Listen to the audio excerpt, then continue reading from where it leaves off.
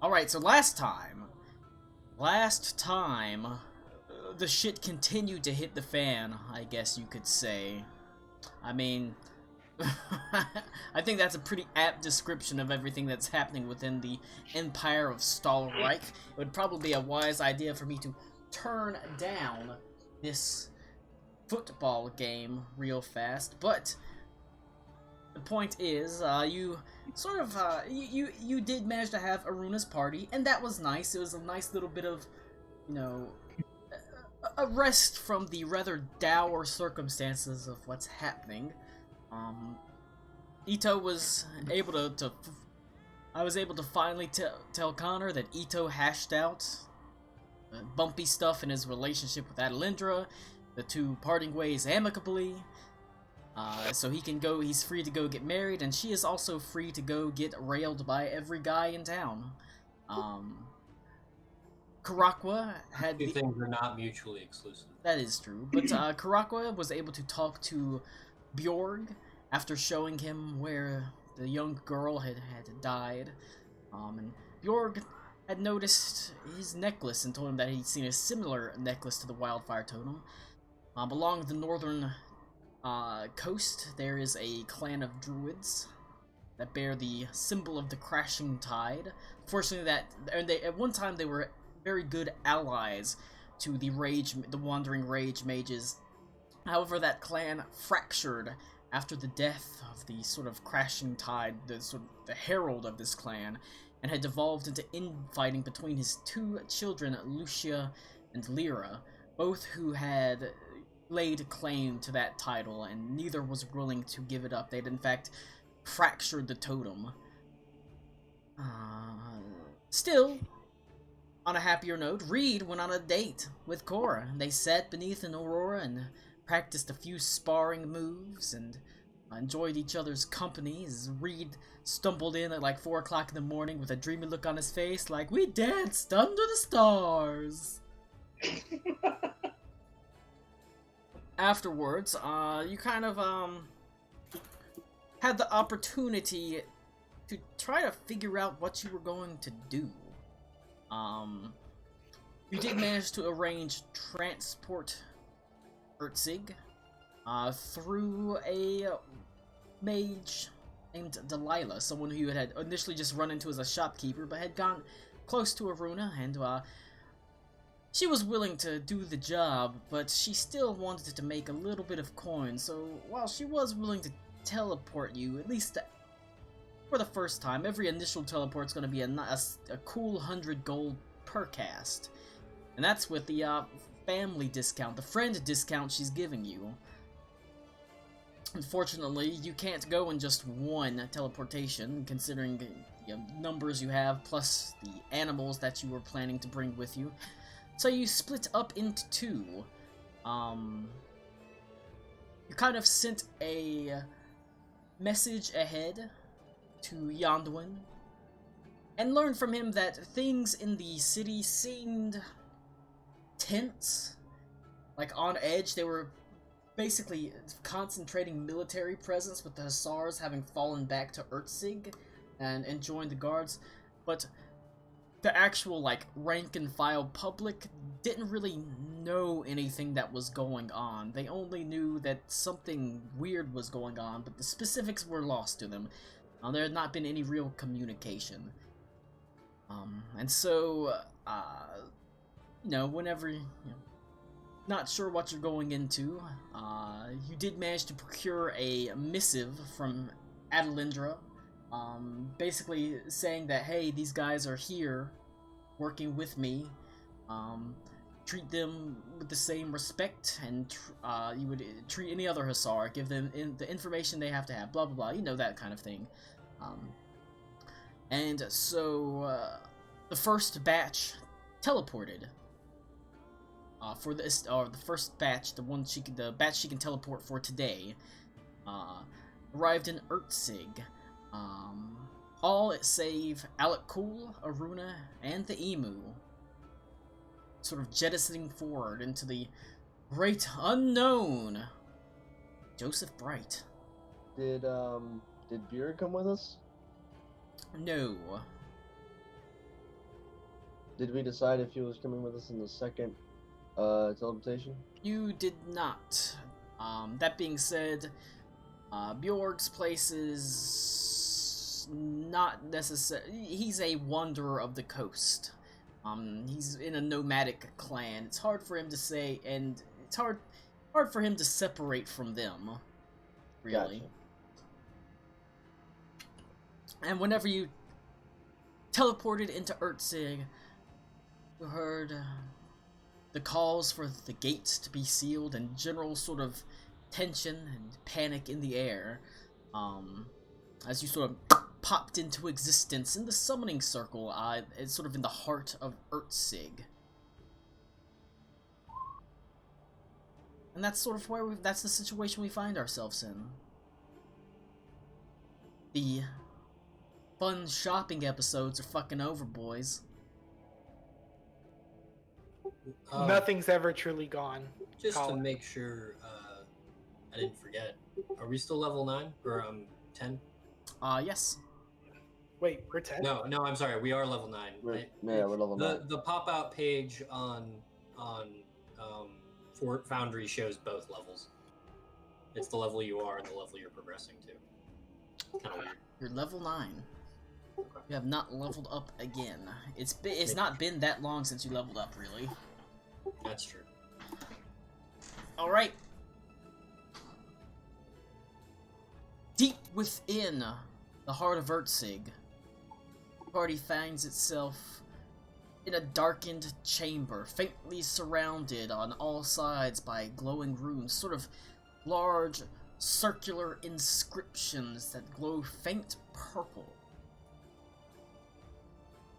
Outside, the muffled sounds of footfalls, the occasional call for the guards to rally themselves to band together to hold the gates in place.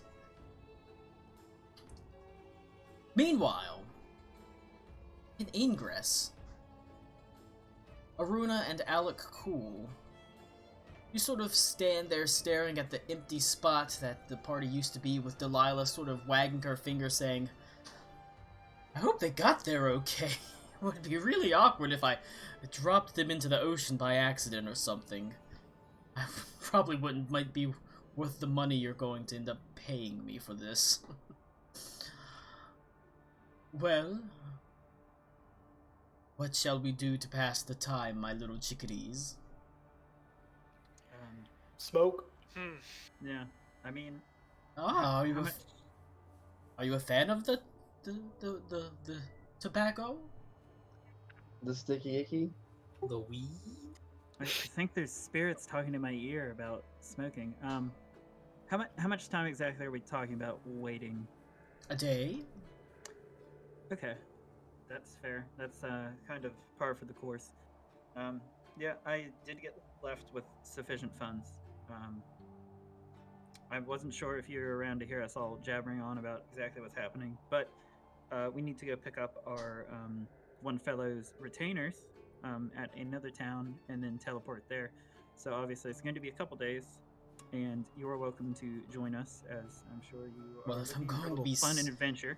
Well, I too like fun, and I could use some adventure, but I don't know, it's all so sudden. I've got my shop here and my accoutrements, my various supplies. I don't know if I'd want to leave them behind necessarily. They are worth, I wouldn't call it a small fortune, but it's worth probably a couple of meals, nights in the inn.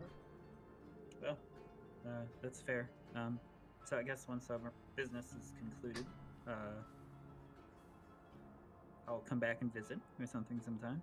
Depends on what happens. But for now, I guess we could just go piss around in the ice flows? Unless you've got something else to do, Alakul. No. I mean, Nothing really to do. Colin, we unless have one more. Adalendra wants to whip us around or something, there's not really much to do. I like it. The, roll a investigation check.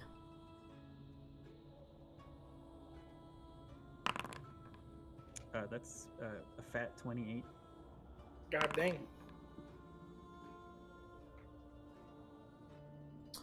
It's a pretty good investigation check. Pretty good investigation check.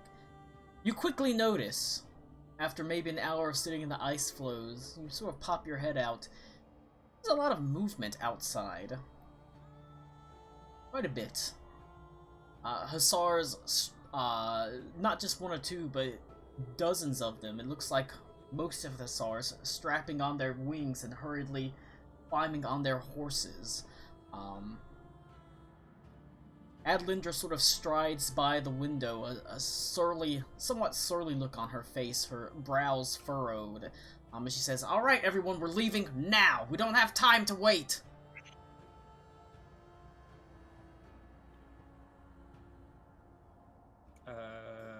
Is she going off to fight that weird girl that she's talking about? Are you gonna ask her that? No, I'm asking my nice bug friend. I don't know. I You guess. wanna just, I like, guess. Okay, well, our job is to kind of wait to get teleported, isn't it? So, Yeah, unless Delilah cares to come with. I mean, if she wants to go on a horse ride, I don't know where we're going. Oof. Uh, God, no. I thought so. Beasts. Ugh. All that sweat, hair. I can think of opportunities where that is fine, but a horse is not one of them. Fair point. I will go out the door, and if I can't flag Adelindra for 2 seconds, I will try to flag someone that looks fairly important. Cora is nearby. Cora is in Erzig, isn't she? Yeah. Did Cora go with you? Yep. Yes. Oh shit. I just shouldn't have done that. She's on orders to not go. Oh well, she's Yeah. there now.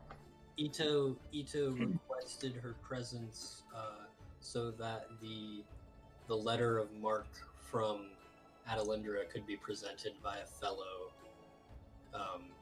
Hussar rather than by himself. Okay. Subtext: Colin was fucking blasted last week. Yep. Yeah, yeah, that's fine. She is, the captain is sort of got her head down. She seems quite angry, in a way. You can see one person sort of slowly straps on their wings. She says, "Get it on faster. We need to leave now." That's what I did. Excuse me. I went back and read what Aruna wrote who was going, and you didn't write Cora, but I'm gonna add Cora in. Oh, it was a last second addition, and then you said Yeah. we had trouble with the number of people because of her dog, Yeah. and I forgot to amend. Lizard Boy, Abigail, Reed, Ito, Klaus, Joe, and Horse. Yes. Add that in. So Cora. 6, 7. But even if you send Cora and Dog, that doesn't add up because that's 9. You can only send 8. Oh no, yeah, we I were- left behind so- the horse so that way. Yeah, Horse is staying we were behind. keeping the mounts. Okay. Yeah, I left behind the horse. Because I'm just going off of what was written in Discord. Gotcha.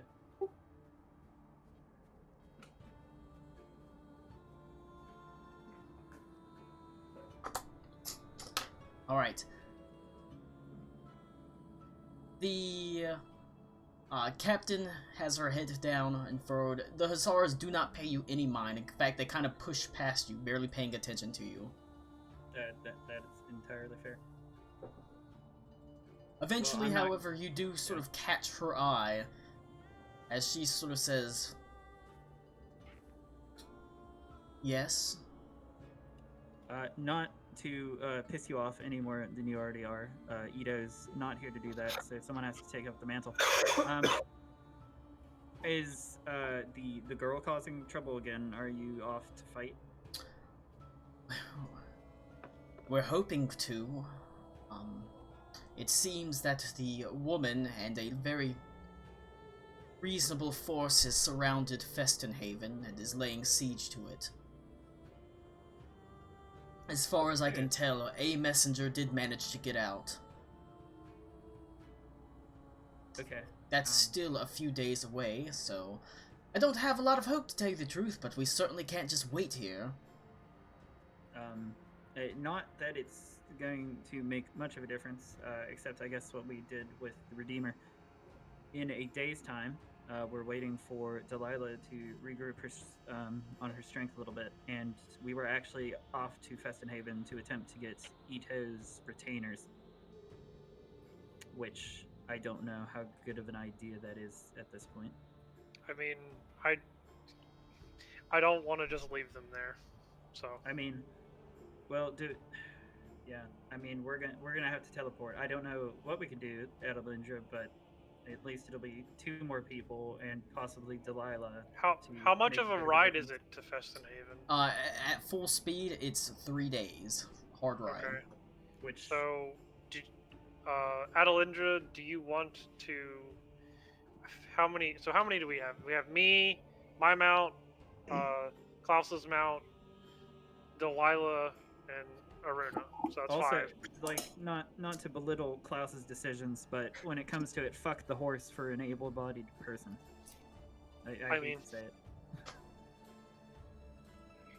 That assuming, I don't think Adelindra wants to have that many people come with us. But if you want, we have at least 3 spots that can have some people teleported there. Well, I will certainly go, if that's the case. Even if it is a day Who said late. that? Sorry. Adelindra's saying it. So that will get you there sooner. And if you want, I'll send the body ahead, and hopefully we can hold the city until this comes. A day, you say? Okay. They should be able to hold for a day. Trained soldiers, of course they can. She nods her head and says, goes back about preparing her hussars to ride out, the main column to ride out. It's not a very sizable group of hussars, but it's still a reasonable number, well into the hundreds at this point. But she'll go ahead with you. She'll teleport ahead with you, so she'll at least be there to lead the siege itself. right on. I mean, gotta do what you can. Gotta keep on keeping on. Life's a garden. Dig it. All right. Just to let you know, Adelindra, before we teleport with a night's rest, I will also be able to communicate better. So I will be checking in with the rest of our group, which is in Ertzig currently. We've used our teleport for the day, and I will try to get a hold of Ito's retainers too to see some status update, something about Festenhaven, so we don't go into a complete shit show. I think that would be wise. Okay, one day. And she sort of goes back to her business and begins making sure that all the hussars are ready to ride out, telling them, we ride light, you don't need to eat for 3 days, just carry water. Yeah, that is true. She just needs them there, with enough energy left to fight and die.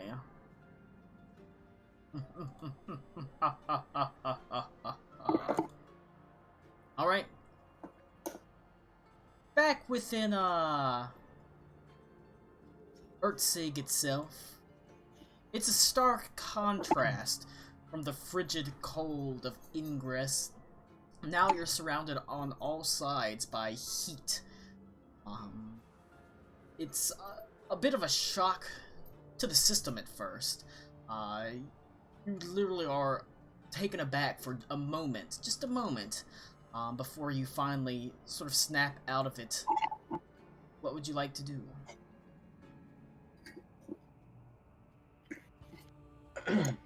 Well, I guess the first thing is, I'm sorry.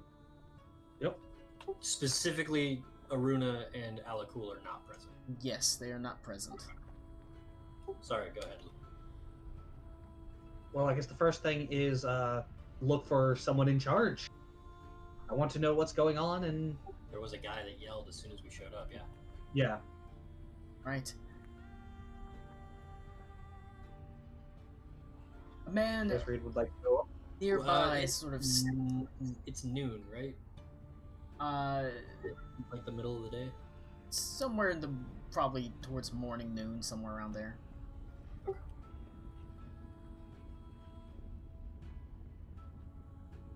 Yeah. You can see people are not paying you much mind at all. As it looks like the people, the civilians at the very least, while they're not running around with their head like chickens with their heads cut off, their heads raised to the sky screaming. They keep their heads down and rush. It looks like many of them are heading deeper within towards the center of the volcano, while a mixture of town's guard and hussars move about, skittering, every two and which way. Sort of the sound of hoof falls on rock echoing throughout, just barely audible over the din of the crowds about you. The small chamber you came out of has the man that sort of that you talked to, sort of standing outside and looking quite nervously about. Every now and then he sort of motions for people to be on their way, saying, "Get to the airship docks." "What are you doing standing there?" He turns, look to you. "Every civilian is heading into the airship docks." Why? He didn't, obviously by his statement, he didn't see us just appear, right? No. Okay. What's he dressed like? He is a low-ranking hussar, it looks like. Cool. I'll nudge Lou's girlfriend forward. We are here on the captain's orders. We've got proof. Right. He takes the missive and he looks at it, sees the seal of Adelindra's seal on it. Very well. We just got here. Why are people going to the airship docks? Evacuation.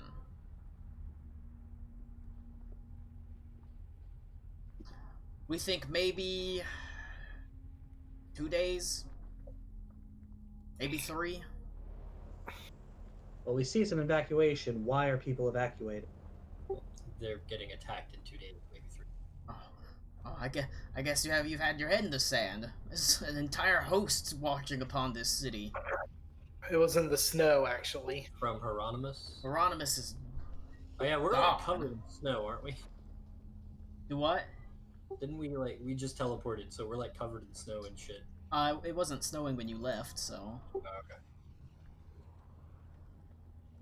Hieronymus is gone. They just marched right over it and right through it. Big oof. Who marched over? Is it the... Reed, you I fucking know who. didn't see it. I didn't see it with my own eyes. I wasn't there. It's a good thing I wasn't. From what I hear, not many people survived.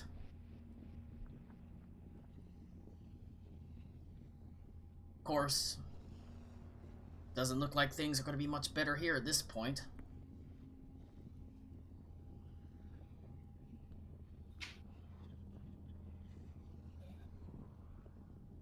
We're just gonna sigh and just turn around. I think I've got a dragon to talk to. I'm not gonna tell you what to do, lad, but if you're smart, you'll get to that airship landing and cross your fingers and hope you'll find a spot on the airship, because guess what? Not everyone's getting out.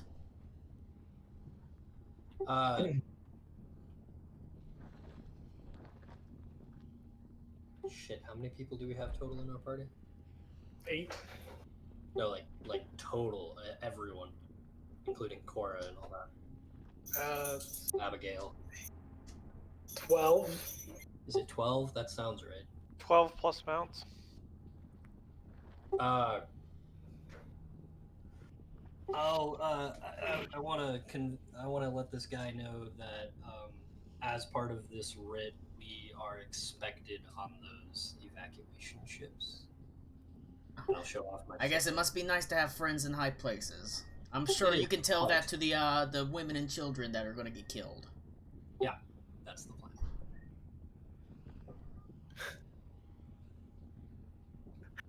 What I'm saying is, if you see us, let us on board. I mean, I'll pass the word, but guess what, friend? I'm not gonna get on either. You think the military's just gonna desert this post? Wouldn't be the first time I've seen it. And I will leave. I mean, it's true. Ito has done it himself. That's why I said that. Because he's a bitch with a little P. A little B with a little P. What? E with a little P. He's a little B with a little P. Alright, Cora, lead the way. There's like a pause as Cora is just like dumbstruck. Like it's like she's caught like a deer in the headlights, not sure what to do as she's watching people sort of rush towards the airship, while military rushes in another direction to begin to continue shoring up the gates of Ertzig, and preparing the defenses. And she's like,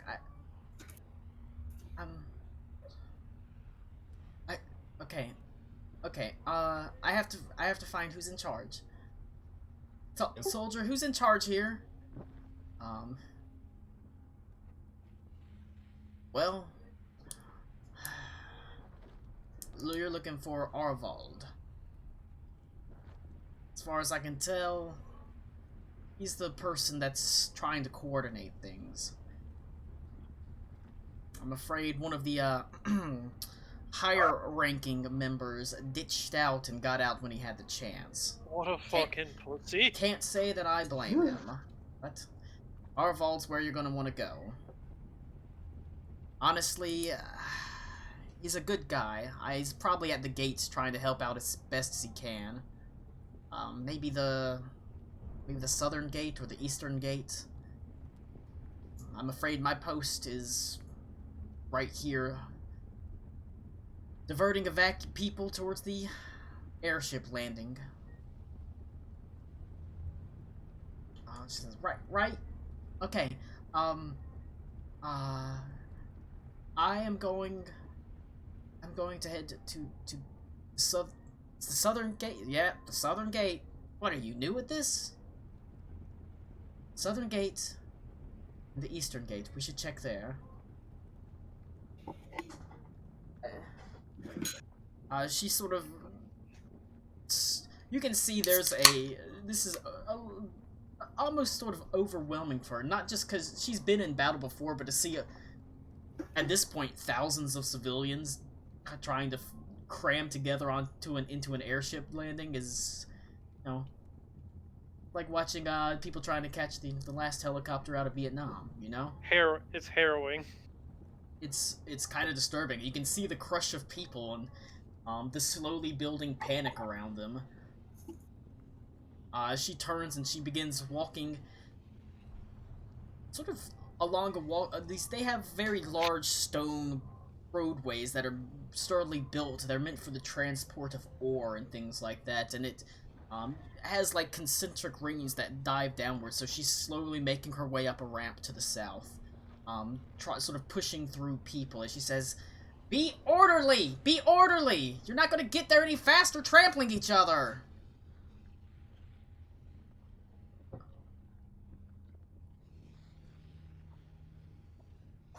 Oops. Pen.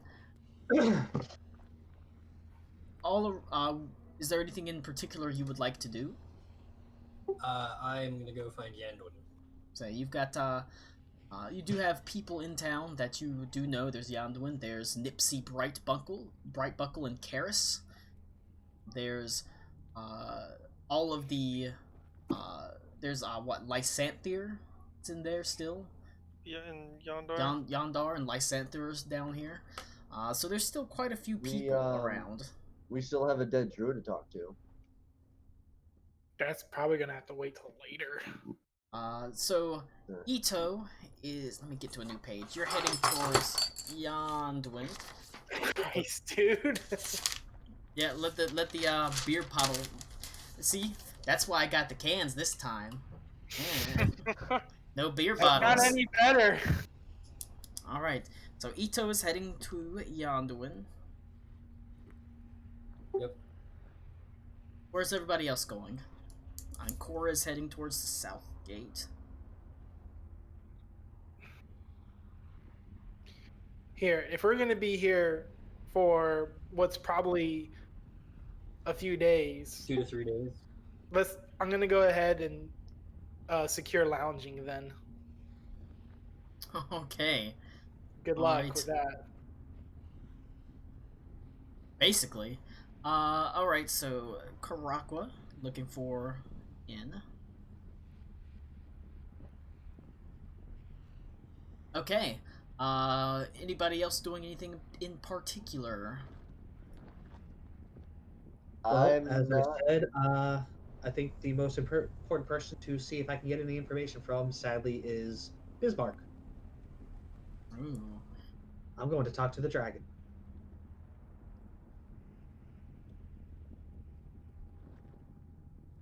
I will probably accompany Karakwa because I can't think of anything that Klaus will do specifically.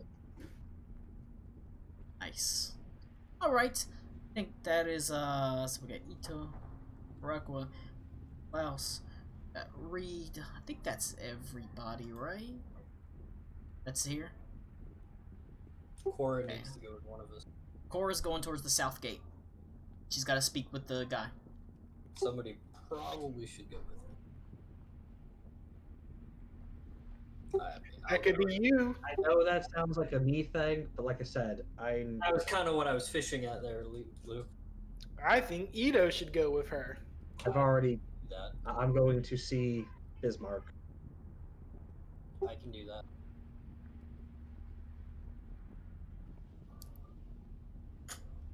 All right.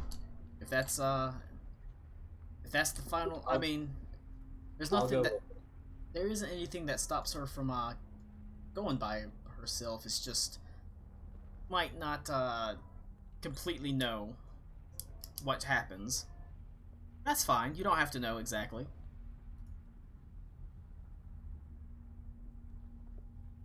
So, is it Ito's going to Yanduin or Ito's going with her? Do I have any idea where Yonduin is? You accompanied him to where he and he sort of gone. So you know exactly, you kind of know where he is. He's in the richer part of the town, essentially. That's on the wrong side, though, right? Kind of, yes.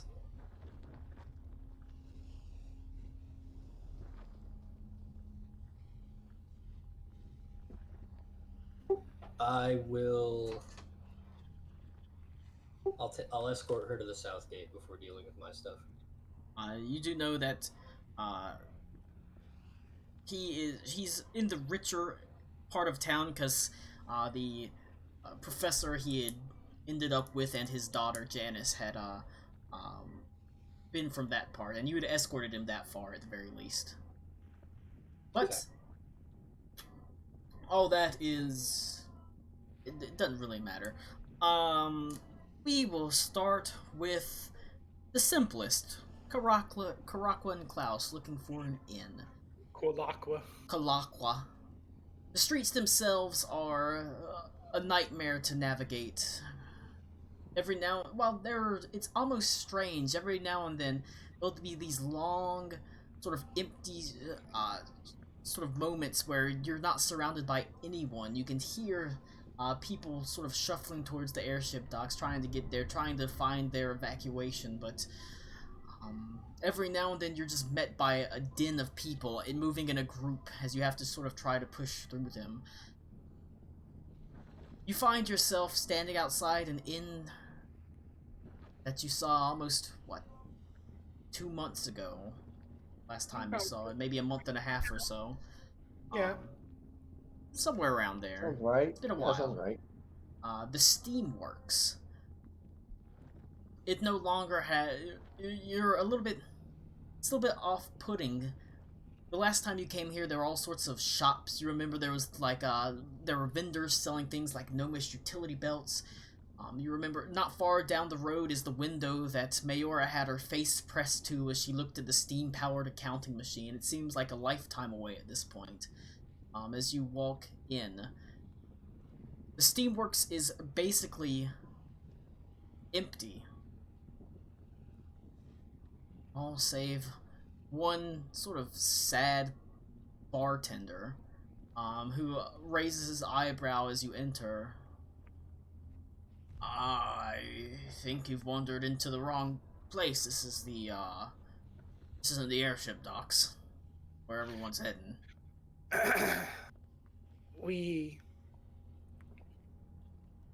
need a place to stay for at least 2 or 3 days. Oh, really? Mm-hmm. I mean, I can get you a shovel, you can start digging. Wow, rude. F. Look, do you want the coin or not? We can find another establishment. The coin? Oh lord, I'm so worried about the coin right now.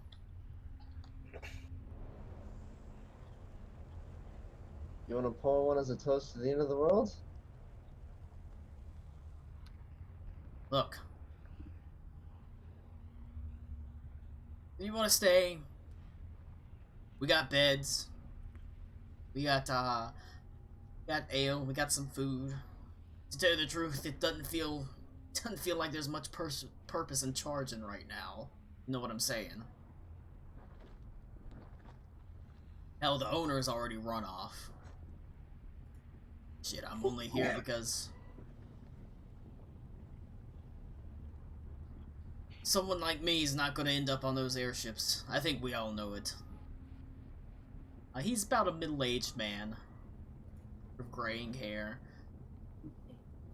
Most of his life, the bulk of the best part years are behind him. He's sort of a little bit run down. Very, you can see in his the set on his jaw and sort of the furrow in his brow. He's kind of cynically looking at it like, oh, I can die out there trying to climb onto an airship and maybe trying to climb over people, or I can stand here, have drinks, I can have a nice bed to wait in, and I can just accept that this is what's gonna happen.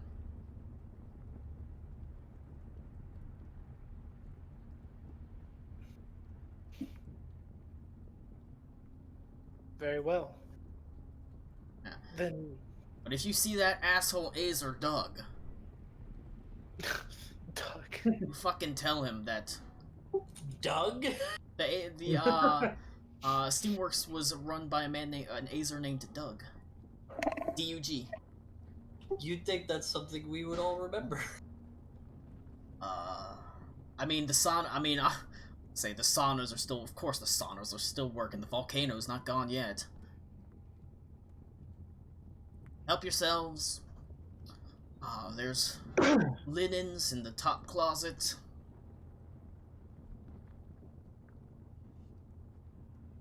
DIY in. Right. Yes, Well, indeed. How novel. You want a drink? Sure. Yeah, that's what I thought. Yeah, pour the 3 of us one. He reaches beneath the bottle and he pulls up like a sort of old bottle, dusty bottle, says, "This looks expensive?" Pops it open, starts pouring it. This guy totally yeah. isn't the bartender. He's just some dude who wandered in. Pretty much. Well, he sort of looks at it, his drink, and he pours each of you drinks and lifts his own drink. To tomorrow, because there might not be a day after.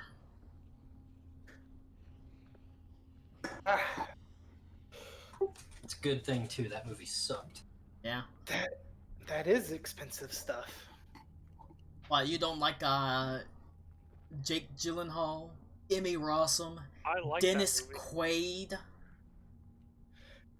Is that the name of the liquor we're drinking? That's a long name for a liquor. Yeah.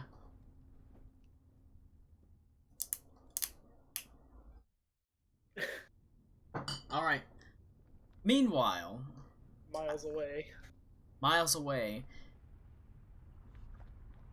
Ito, you walk slightly behind Cora as she's pushing her way every now and then through groups of people towards the south gate. She runs into a hussar and she sort of waves at him just enough to get her his attention. He says, "Is Arvald? Is Arvald at the southern gate? Yeah. Where have you been, hussar? Of course he is." She nods her head and continues onwards. You soon find yourself standing before one of the great gates that leads into Ertzig. It is a well-defensible gate, with heavy stone doors, and yet, even so, they are stacking all sorts of, they're making all sorts of, like, fortifications to it, bracing it with timbers and things like that, making sure, absolutely sure that hopefully nothing will make it through. And beyond that, they're setting up crates, barrels, all sorts of, basically, barricades that they could stand behind and shoot into.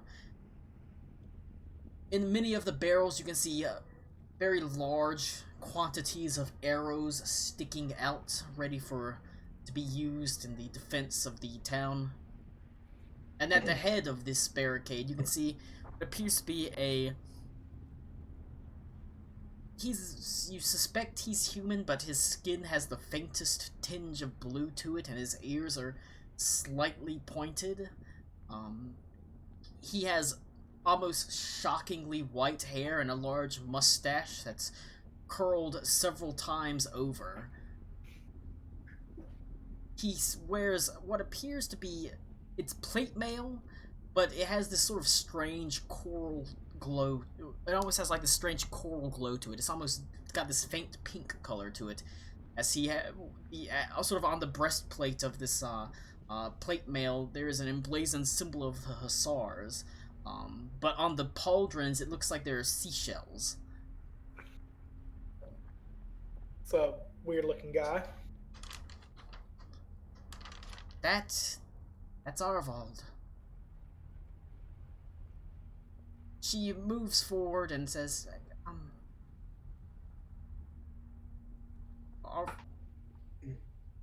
Arvald? Yes. Go. Yes, little halfling. You should. Here, well, speak up, girl. Don't have all day. These defenses aren't going to mend themselves. You can see Ito. You can see he smiles and his eyes glitter as he says this. It's almost seeming to enjoy this. Ito can't see shit. He's not here. I thought Ito went with Cora. Oh, he did. But Here. here we go. Oh shit! Sorry, There he is. I got into my kitchen to pour some coffee and I heard my name. My bad. Ito, you can see I thought we were still doing Karakwa's Arvald. This man seems Arvald seems to actually be relishing the defense, enjoying the preparations. He has a look of excitement on his face, almost as of a child at Yuletide. Arvald is the captain. Yes, he's a captain. He's not the captain. That makes me nervous. Did you hear his description? No, I literally He is- I got up. He appears to be sort of human, but he has vaguely bluish skin, slightly pointed ears, shockingly white hair, and a mustache that is curled over several times. He wears plate mail that is tinged slightly coral colored, and the breastplate is emblazoned with the hussar's symbol, but his pauldrons have seashells that are on them. And he's a human, you said? He looks vaguely human, but you're not sure. Okay. He looks down at you, and also he is probably about 7 feet tall. So he's fairly sizable as well. He has this sort of excited bearing as he's... Ascertain what race he is? Because You he's can not a goblin. He's make not a an Goliath. you can make an intelligence check, maybe a history check. History.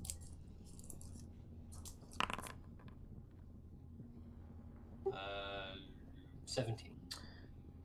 Probably some sort of half elf, but half sea elf. Interesting.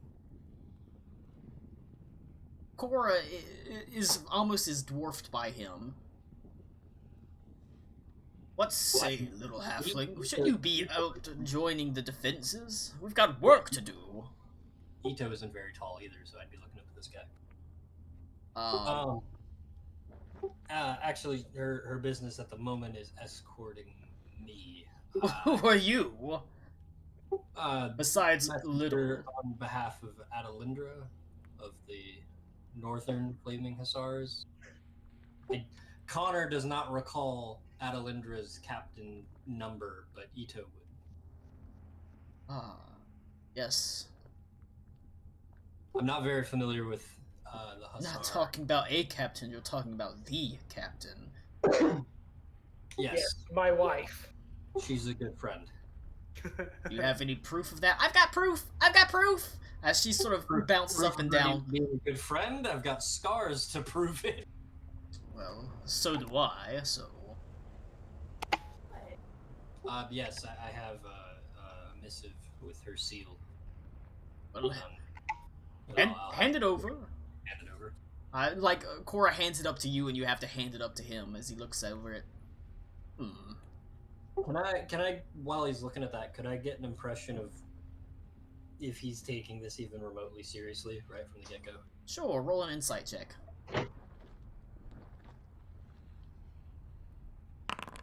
15. He absolutely seems like he's taking it serious. Okay. That being said, there's also he's taking it 100% seriously, but he's also absolutely reveling in this opportunity to fight. Sure. He looks it over, and you can see spends a little bit of time on it. Very well. Can I, since I didn't open it, can I see what that missive says? Alright. You turn it around, it says, from the captain, she's capitalized the, She would. if you are reading this letter, whoever is carrying it, just aid him as he sees fit, or as he needs, but also don't be very nice about it.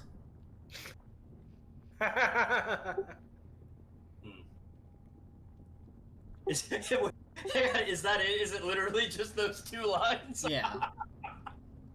That's fantastic. I love That's it. very her. Yeah. Bravo, Colin. Well, what do you need? I mean, I don't know if you've noticed, but things are pretty fucking bad here. I'm aware. We were up north when it started. Well, you certainly jumped into the fire, didn't you? Yes. I understand there's an evacuation in progress. We need, and this is to aid your own effort. Is the baby here? Oh, I will hold for baby. Wait, hold on. Yep, I'm holding for baby. I'm trying to hear if Gracie's just freaking out, or if I'll go check and see if the baby's here. Ito. Yep. Now that the baby has been sufficiently greeted and patted on the head and told that he is moderately cared for, mild way, enough that he doesn't have to worry about dying in his sleep unless it's by accident. As a child, every Sunday you interrupt my D&D game, but that's okay because right now you're cute. Keep it up. Yeah, whenever you get older and be a little shithead, we're gonna, it'll be annoying. But for now, you're cute and you're a baby, so deal with it, kid. Enjoy it while it lasts, because eventually you're gonna get old, get ugly, and die just like the rest of us. So, Ito. Yep. You're standing before Captain Arvald, who appears to be some sort of half-sea elf, wearing armor that bears both the symbol of the Hussars and that of his heritage as well, with the seashell pauldrons. You were saying something to him after he handed back the note that merely said, do what he says, but don't be too nice about it. I understand the necessity of evacuation fully. I, however, do need to hamper that endeavor a modicum of amount.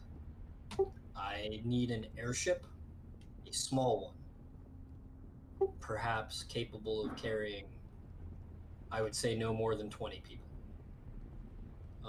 Which, truth be told, wouldn't be much help with your evacuation endeavor. I need it as close to immediately as possible. I also need a... Why, aren't you needy? Yep, I am. Trust me, I'm helping your effort. You just won't see the benefits anytime soon. They've been really helpful over the past couple days. They fought... Oh, this isn't the first time they've run into the raiders. We fought a couple of them and things... No, they can handle themselves. The north is on fire. I guess that'll finally warm it up at the very least. It's been so terribly cold. Yes. But I need an airship capable of carrying 20 people as quickly as possible. Something fast.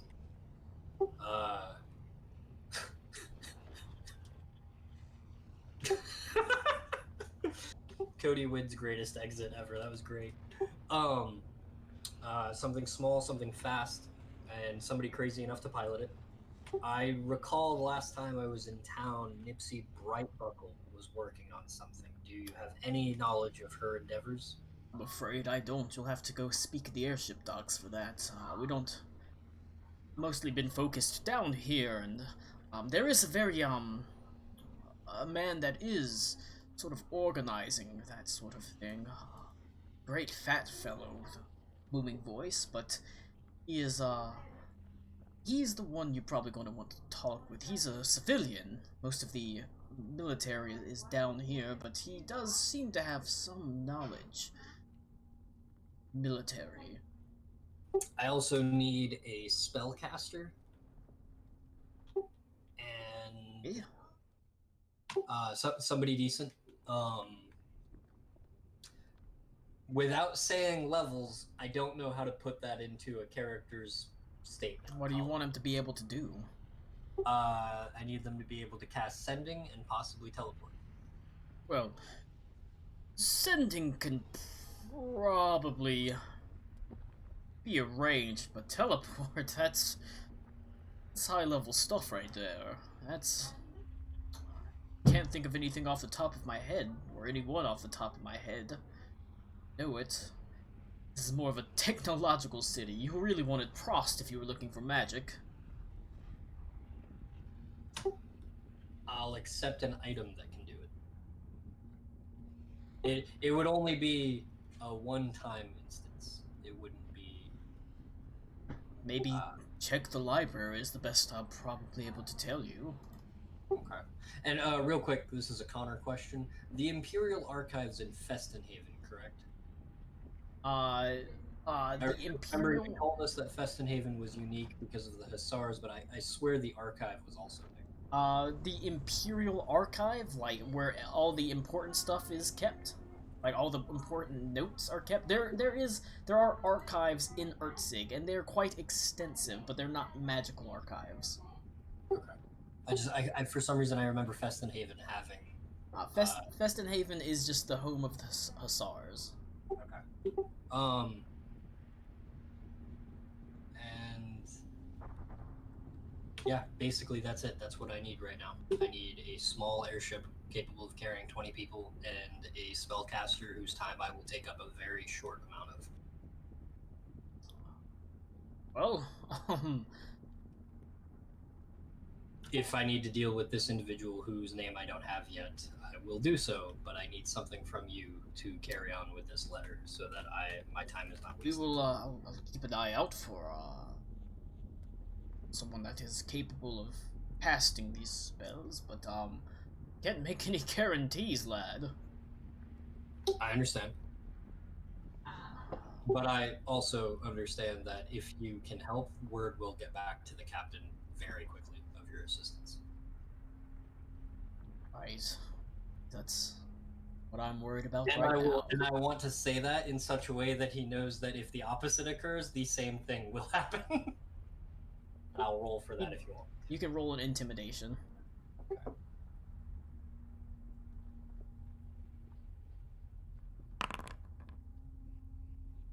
As a 23.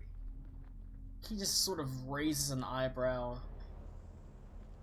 If word gets back that I didn't do my job, because I didn't do my job, well, it's not gonna matter because I won't be alive to hear about it. Potentially true. But I Got promise you, we are here to help. And I will. You have my word. I will endeavor to, as best as I can, to find someone at least capable of sending. Sure. Teleport would be more helpful, but if not possible, I understand. And I'll, we'll Spartacus handshake, and I'll look at Cora, and I'll say, truth be told, you've done your task as far as I'm concerned. If word gets back to Adelindra, I'll tell her you performed it admirably. As to how you can help us, I'm not certain, but you're more than welcome to tag along. As far as I'm concerned, your job carrying this writ doesn't end until you get back to her. Well, you heard the men. Hussar. She sent you. If the captain sent you along to help him, then you should probably help him. Besides, your hands probably aren't that good for lifting heavy objects. Then also, there's a little friend of mine who would probably be upset if you, were to never be seen again. He sort of kneels down. I predict that before too long, Hussars are going to be in short supply. So everyone that can make it out should. Is the Flaming Hussars specifically Adelindra's, or is that just the title for the entire? That's the entire Hussars. As he sort of stands up, and he like ungloves one of his hands and takes yours in a Spartacus handshake. You can see his hand is slightly, he has like little webs, just the faintest hint of webs between his hands as he grasps yours. Have I seen a sea elf before living on an island? Probably. He doesn't look like, he definitely does not look full sea elf, but he looks like he's got some heritage down there. Maybe half elf, maybe even a quarter elf. There's definitely some sea elf heritage in there somewhere. But he clasps your hand and nods your head and he says, good luck. Yeah. Yeah, same. I suspect we're going to need it. But, trained all my life for this day. And I will leave you to that. Does he keep the writ? He handed it back to you so you could read it. He doesn't seem interested in bringing it back either. He just kind of shrugs. He's seen what he needs to see from it. I'm gonna hold on to that piece of paper as long as I fucking You turn and put it up on Ito's mantle. You turn and you leave. As Cora says, so I mean, to tell you the truth, the writ and what the captain told me, I'm supposed to be helping you out, so I guess in a way we're leading the way. Only if you want to. Nobody in my company has to stay. Some have left. That's, I mean, I'm fine with that until something better comes along. Solid reasoning. I have business to attend to. I believe I saw Karakwa, our lizard friend, heading into the direction of an inn. I suggest you meet up with us there. Yes, I should be able to ask around and find it. I wish you luck. Come on. Come on, Boris. Bruno. Come on, Bruno. Brunus. Bernice. Come on, Bruno. Anyway, that's me. I gotta go. I will be back in a moment. Alright, Reed. You stand at the opening into a cavern that you've walked down before. It leads down into the heart of the Rotsfjord Peak, the great volcano that the city of Ertzig sits within. It leads down to the lair of Bismarck, the ancient red dragon. Someone who was not particularly kindly the last time you were here, and as far as you can tell, has never been kindly a day in his life. The walls are studded with torches that cast sort of orange glowing light as you descend down. You can feel the heat beginning to grow all around you. Sweat begins to bead on your forehead as you descend down until the tunnel opens into a massive cavern that seems to glitter with gold as the horde of Bismarck, the red dragon, sits within it. Hold on a second. Reed, as I was saying, you are standing now at the opening to the massive treasure hoard, Bismarck, the ancient red dragon. You can't see him beneath the great cascading mounds of gold, but you can hear his breathing, and every now and then you hear the sound of coins falling as he shifts beneath the weight of his treasure hoard. All right. Well, first, Reed's just going to take a nice big breath before stepping into the lair of a dragon. Probably, not on the best terms with us, No, he's really and not. doesn't really give a fuck. Then he'll step through and shout for Lord Bismarck. Specifically, he will shout Lord Bismarck. Are you actually waiting for me to shout? What are you gonna shout it? Yes. Get over here, you red dragon. God damn it. Lord Bismarck! There's a shifting sound of coins falling upon other coins, the sound of metal clinking together. You can see slowly the largest of the mound of the treasure hoard begins to part as a massive red dragon head sort of slowly lifts itself off, gold coins cascading off it like water in a rainstorm. As he looks up at you, his fiery red eyes, lacking any kind of pupil, it almost looks like molten lava burns within them, sort of focused on you. Go ahead and give me a wisdom saving throw. Already. Against fear, so you have advantage. Okay,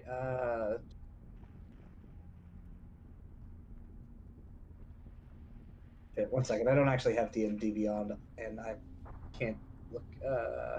You can pop out your character sheet in Foundry. It's way better. Wisdom save. Advantage. 21. Alright. You can feel a wash of fear from the dragon's frightful presence just wash over you as you sort of close your eyes and grit your teeth, head sort of lowered down, and but after a moment that passes, as he looks up at you, his great voice hissing, "What? Why do you come here?" Why do you come here? Lord, I've come for I information. ask myself that every fucking week. I've come for information. The world's in a terrible state right now, and it's the greatest strength that I know you possess. People have come with you with things, but they've also come with you with thoughts to pay for your fire. 'Tis true. There are those that have passed on the deepest and darkest secrets of this world, but for a moment of my counsel.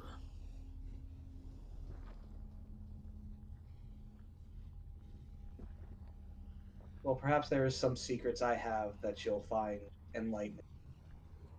But first, I need to know if you can provide me with what we need. You can ask, but I may not answer. We believe the Everfrost King is on his way. For the heart. Is that so, little halfling?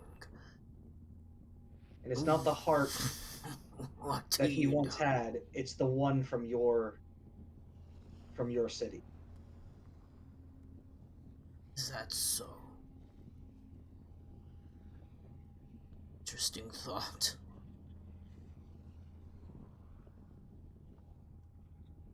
But he doesn't answer anything beyond that.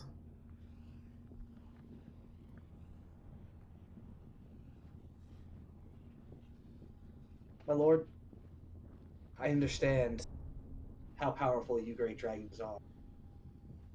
But I believe this is a foe even too much for you. He sort of rises up on his haunches. A foe too great for me! As he rises up to his full length, and you can't help but be intimidated as his wings lash out. Too great for Bismarck the Red, an ancient red dragon that walked this earth when your ancestors barely knew how to read or write or carve stones into crude tools. You think that is an enemy too great for me?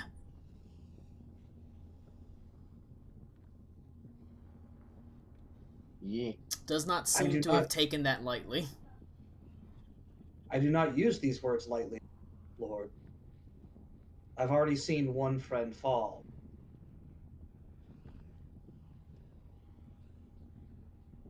I offer you this information, of which I'm not sure if you're aware. The great dragon Gehenthramoth has lived.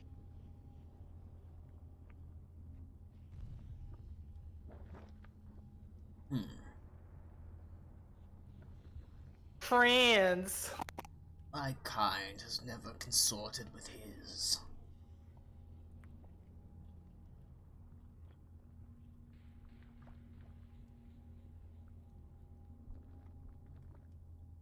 Well, consorted or not, I'm sure you know of Gehenthramoth. The great dragon who counseled von Richter against the Everfrost King ages past. I am aware of who he is. Merely that I haven't spoken with him. Don't consort with silver dragons. They're beneath the might of a red.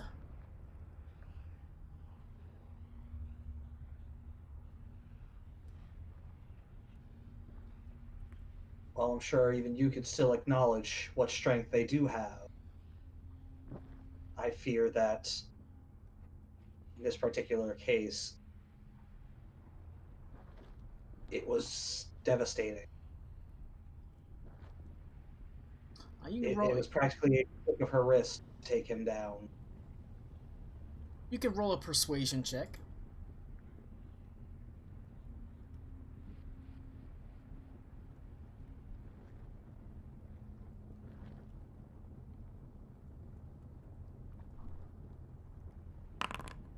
That's only a 15. He sort of, after having raised to his full height and full sort of breadth at the mere thought, sort of bristling at the idea that you would suggest that any enemy would be beyond power of a mighty red dragon. He sort of he doesn't shrink down, but he sort of slowly sort of rides, sort of falls down into his treasure, laying down back to a sort of slightly prone position, almost lazily. Silvers are weak. Racist. I think that's the idea. Leave. Lord, please. I need to know what we can do to stop this Did you Everfrost. not hear what I said?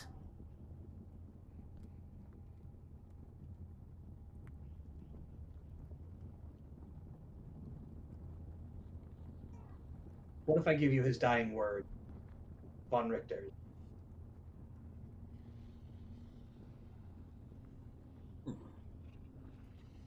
How do I know what you speak is the truth? For what reason would I have to lie to a dragon as mighty as you?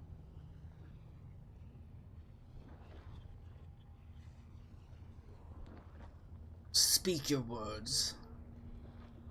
I'll decide what they're worth.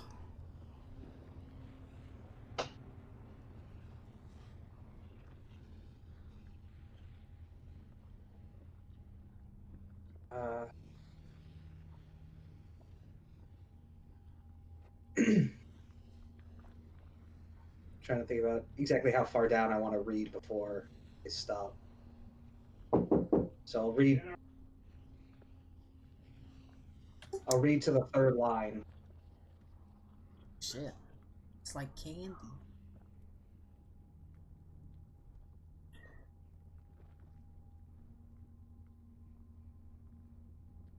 Alright. So when winter's tears fall over summer's shoulders, ice will march across the hallowed queen's land.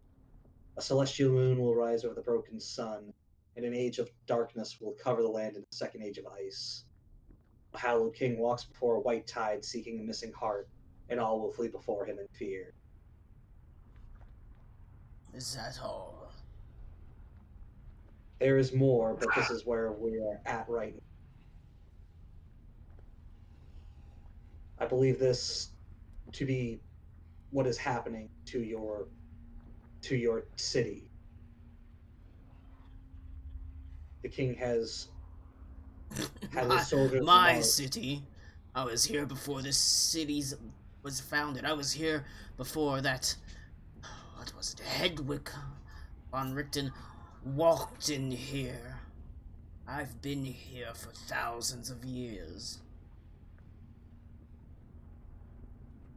What do I care if the city's gone? Perhaps good. Without these people, there will be none to give you tribute. Roll a persuasion, Jake. God, so great. 20. Fuck me. You can see his eyes. God. His eyes narrow as you I will at sort least of. not be dead. Well, he very much lacks any. You can tell he does not care about this city at all. But at the mention of losing tribute, losing his accumulation of wealth, sort of narrows his eyes. I was able to gain wealth before then.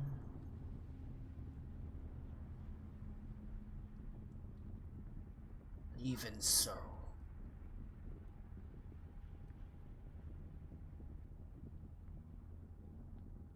I will offer you a deal. Oh. You tell me what else you know.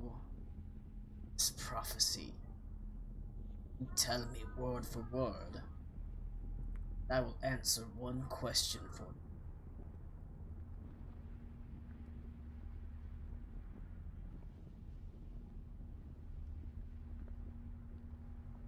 I will. I'm not saying the rest of it, but Reed will tell him the rest of the prophecy. Do you tell him 100% the rest of the prophecy? Yes. I will not lie to this dragon. I've pushed my luck enough. Really? He listens to every word of it. His But I eyes... will caution him that You're gonna we do not know if... Yeah. Well, I will say that we had to write this down from spoken words, so we do not know if there are certain pieces that might be mistranslated. Now, Lou, I need you to know that ancient red dragon's breath deals 26d6 damage.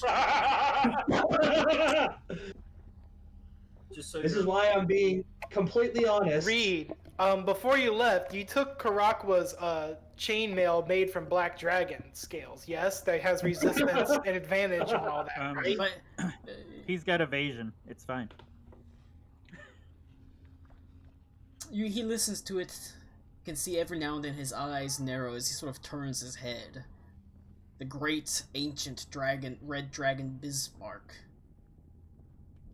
who sat beneath the great sort of mountain of Rotsphere Peak for, at this point, well over 1,000 years. You have his attention completely as he listens to you.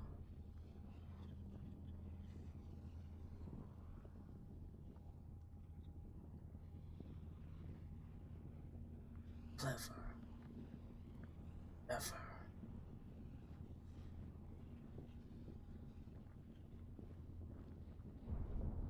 Roll a persuasion check now. One more. Here it comes. Here's that other foot. That's 13. Very well, halfling. I believe you. Doubt.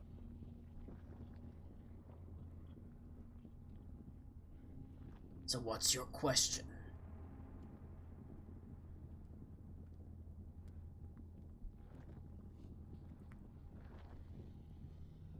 Do you know how the Everfrost King came to be?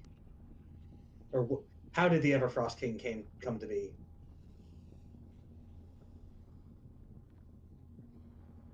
He sort of sits there for a moment.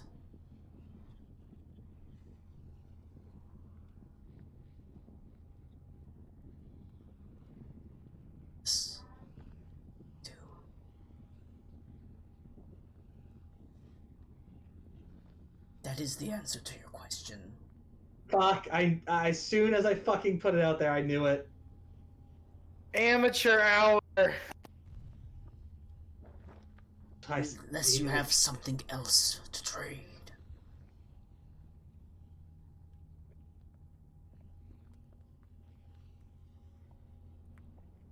You have to push it, Reed. You have to push it. Give me your V card. Lou, out of character, you're already fucking here, buddy. Like, Yeah. You're Don't bull- already writing checks that your don't- ass can't cash. Yeah, don't bully him into decisions. Let's Mm. fucking go, son. Unless you have something else to trade, I suggest you do as I said. Leave. Lord, I need this information. I would give you the shirt off my back if it, Your shirt is worthless to me. but I do not believe I have anything that you would. And you have no use to me. I am Bismarck the Red. Do not deign that you are worthy of my attention. Do not stand before me with nothing else to offer. How dare you? He will dejectedly bow and start his walk away. Boy, you really got monkey pawed in that situation, didn't you? I knew it as soon as I put the first one out, which is why I tried to change what I said. Well, dragons Huh. are, especially greedy red Assholes. dragons, can be real assholes. Actually, speaking of greedy red dragons, Colin, I have a question. Are the dragons unique? Oh. Is there only one red dragon? Only one silver No, dragon? no, there are multiple. Like in the And, Encyclopedia it's right, so I'm gonna Encyclopedia go- I'll be right Draconica, you can see there are like they're not unique. They're just they're extremely rare. I know the others are mentioned in the Encyclopedia Draconica, but I meant like now. Is Bismarck the only red dragon that we know of now? It's the only red dragon you would know of now. Like I said, but that doesn't necessarily mean that there's only one red dragon. But dragons are exceedingly rare, and the thing is they've becoming, from what you've read in the Encyclopedia Draconica and your stuff, you know the dragons are getting have been getting rarer and rarer ever since Hosphidel's fall.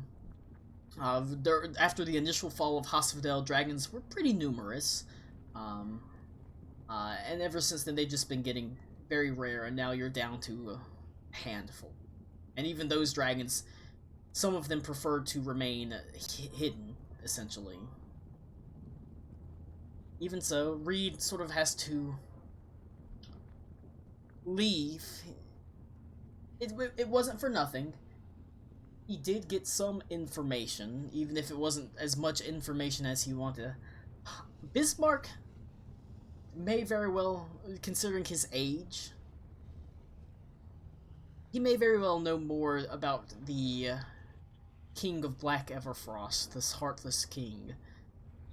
But the specifics beyond that, unfortunately, well, he is a red dragon. He didn't give up more than he had to. If you want more than that, you're going to have to offer him something. Something that he finds value in. And unfortunately, the prophecy of Magnus Val, well, he has what he wants from that, so it'll have to be something else. We can offer him Cora's sweet ass. I've never fucked a halfling before. Yet. Monkey's Paw, he fucks Reed.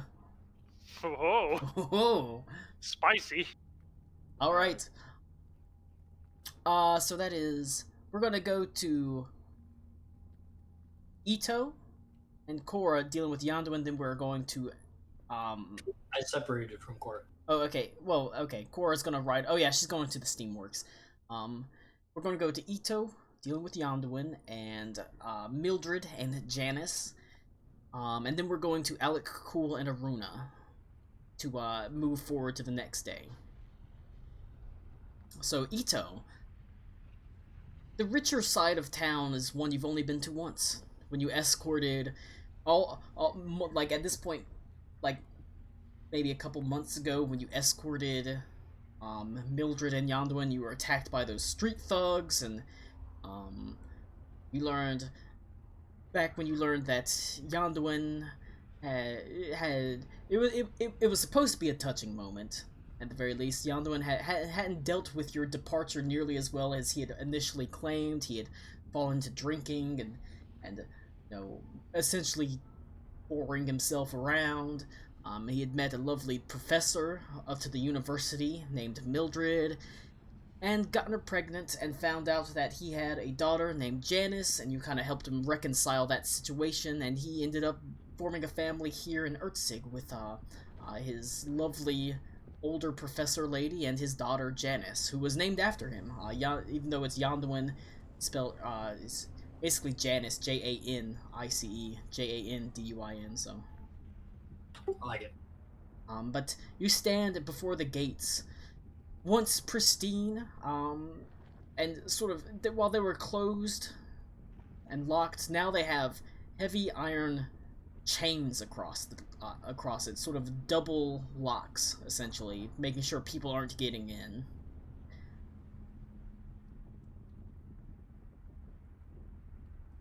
You stand on the estate of Mildred's family. Is there you said estate, so this is more like my kind of building. So Yes, this is absolutely something you're, like I said, Mildred's family was pretty rich, so Sure. Do I see? there is a there is what appears to be a gate guard. However, he does not seem to be paying attention. He actually looks like he's leaning up against, like, you know how you've got the pillars that lead up to the gate. He's got his back sort of resting against one of the pillars facing the house instead of actually looking out onto the street. It looks like he's got the tip of his spear and he's using it to, like, try to clean his fingernails.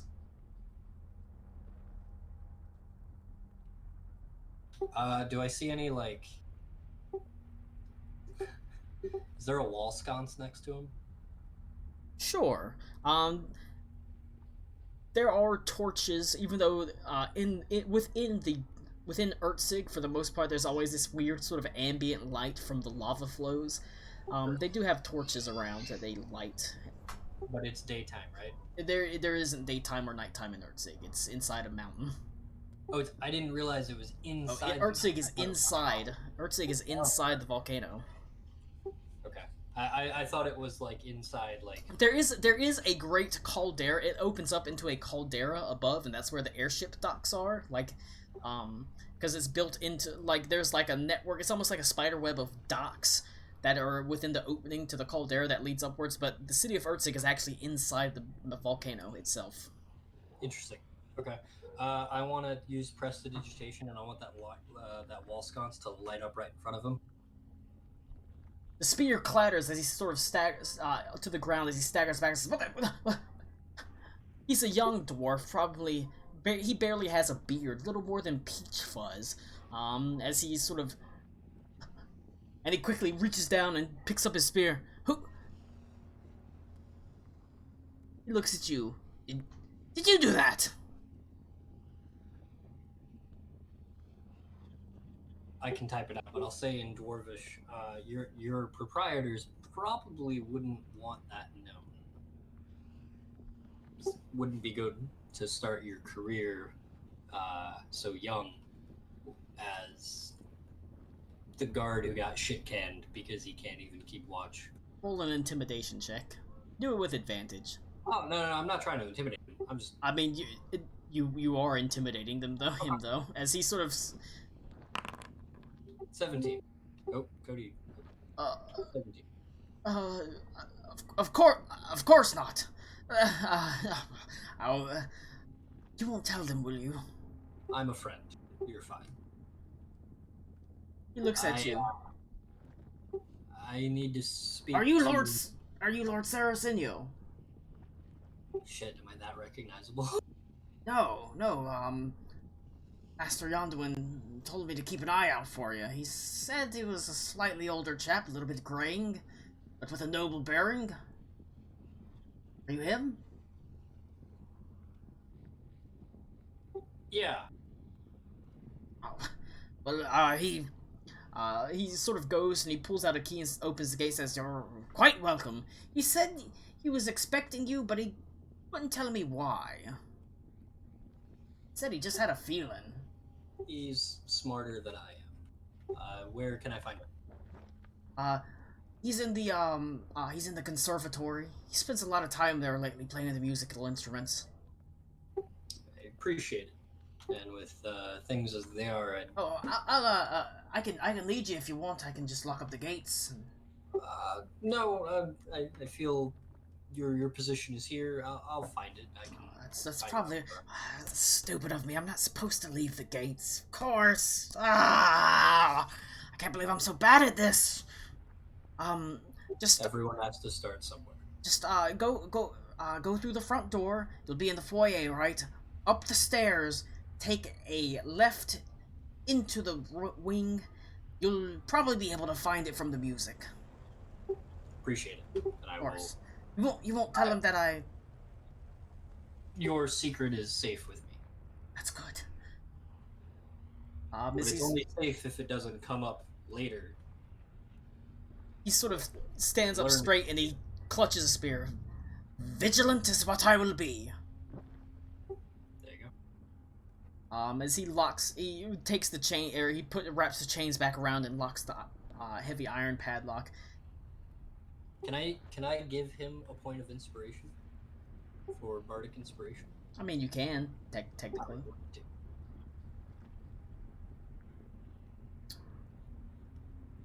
He sort of says, "No. All things considered, at least you didn't break in. It's pretty good." As you make your way, he doesn't seem happy with himself, but he's like, "All right, I can do this."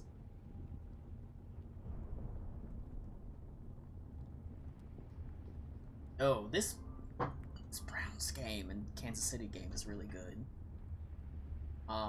What's the score right now? It's 22-7 with 8 minutes left. The Kansas City's winning, but it's there. It's a good game. I hope the Browns win, that was dude. a pick. That was a pick. Wait, who just threw a pick? Kansas City. Yeah. Oh shit! It's a good game. The Browns have come back.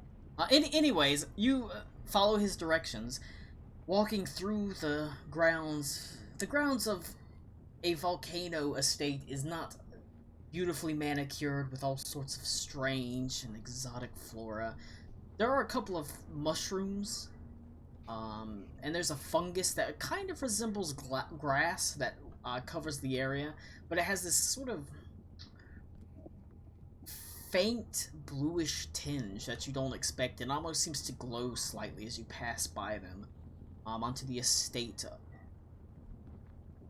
You step through the large doorways and find yourself in a beautifully appointed foyer. Probably as beautifully appointed as yours back on the Ile de Royhan. Follow the directions up the stairs, take a left, passing through a doorway into a basically like its own wing. You can just faintly make out the sounds of I think it might be a I was gonna make you roll a musical intelligence check, but I don't feel it. It sounds like a celesta. I, Connor, do not know what that is, but I'm sure Ito has heard of it before. Is it like a small cello? Mom is a small cello. What does that even mean? It is a so the way you know a xylophone, right? Yes. A celesta or a celeste, however you want to pronounce it, is like a piano where you hit the keys, but it's the hammers, instead of striking strings, they strike metal plates like a xylophone. Interesting. It's made famous by one, the Nutcracker Suite, the part that goes ding ding ding ding ding ding ding ding ding. That is played with the celesta. So is it kind of, not to belittle it, but does it sound kind of like a steel drum? No, it sounds like a xylophone. A chinking sound? It sounds like a xylophone. No? Okay. I just, for some reason, I'm imagining like Hawaiian steel drums. No, it's not quite like that. But you're able, that sort of faint tink tink tink tink. It's not. It's a rare instrument. So it makes sense that it would be in the home of someone that is incredibly wealthy. But you're able to follow the sounds. You can see the door is slightly ajar as you look into a conservatory, a room that is filled with all sorts of musical instruments. You can see them hanging from the walls. Viols. Anything else other than the instruments? Do I hear like people walking around?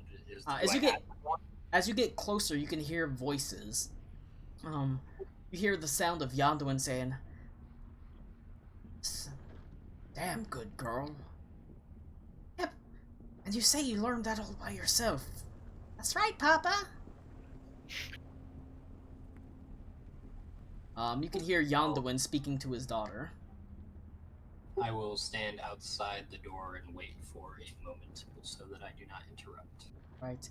You don't have to wait long. She finishes up it's not a particularly complex piece, but at the same time, you remember she was extremely young for a dwarf. I think she was 10 years old or so. Yeah. She was very small. And she, it's far better than you could play at 10 years old. Absolutely. And then it comes to the end. There's a sort of silence as you hear Yanduin say, "By all the gods, you have been a great one." Is he gonna kill her? It doesn't seem like that. It doesn't seem that way. But considering the state of the city, Sure. you can understand the faint despondence in his voice. I'll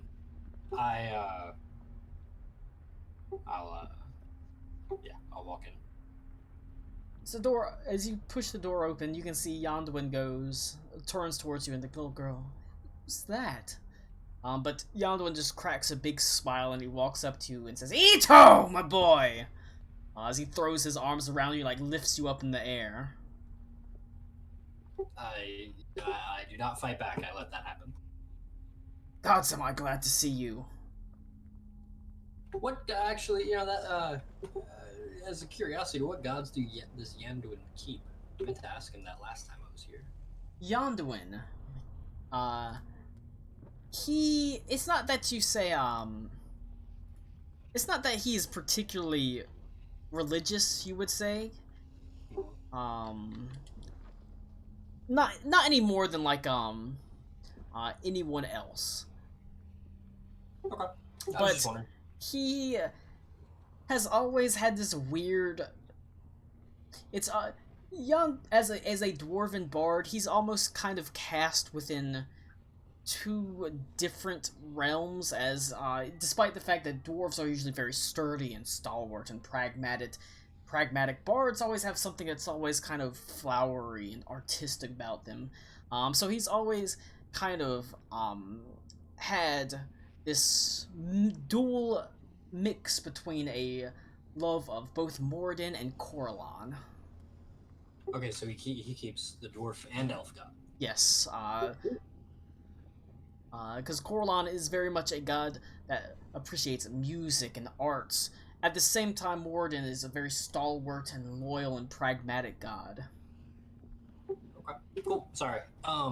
So I will, I will, I'll greet him. And unfortunately, I come in. How did you even get in the city, lad? I thought they were closing it down. I'll hand him the writ. So you ran into her, huh?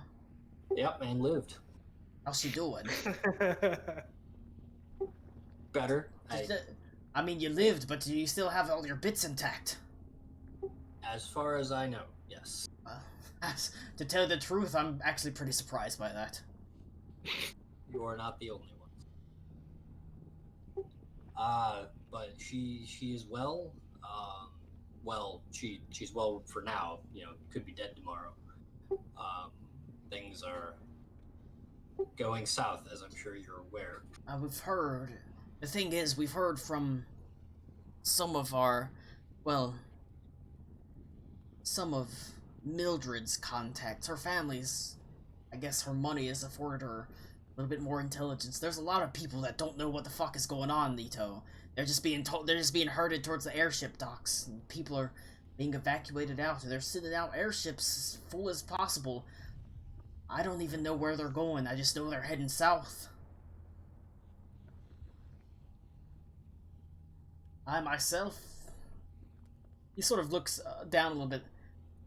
It may be the case that Mildred and I and Janice may have an assured position on an airship due to, and he sort of motions around at the great opulence. You know I'm not the type that would normally...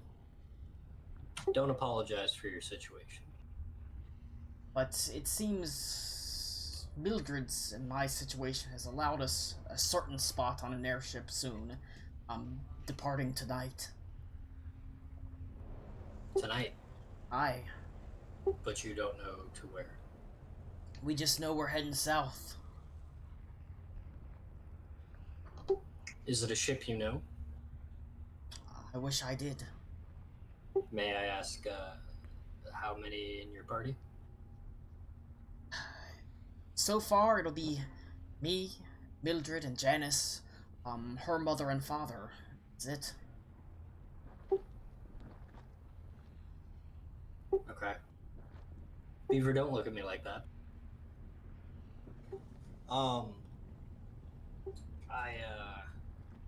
Table that. I heard your, I'll look at Janice and say, I heard your planning. You are a much faster learner than I could ever have hoped to be. The young dwarven girl with bows in her hair smiles broadly and says, "Thank you! I mean, I've gotten a lot better since I've had a really good teacher, as she, my dad, as she, the word dad seems unfamiliar on her lips, but she seems to embrace it as best as she can with a smile." He's good like that. I am unfortunately, and I'll look back at Yanwin. I was like, I'm unfortunately here under unfortunate circumstances. We saw firsthand what is going on. We know exactly what it is, and we're here to help. But unfortunately, I'm starting to get the impression that perhaps we have arrived a bit later than we intended. I take back the writ, by the way. He's sort of, it's not like he's like, "No, Ito, No. you don't get this!" I just wanted to make sure I said that. It's come upon us much faster than we thought. Don't.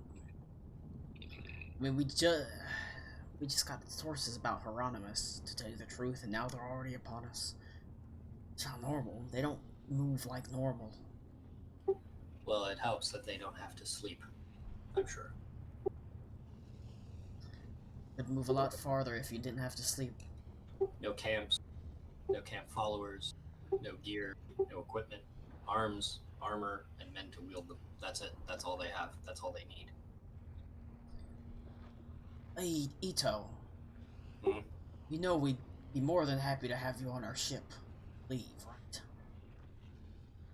Actually, I came to make the same offer to you.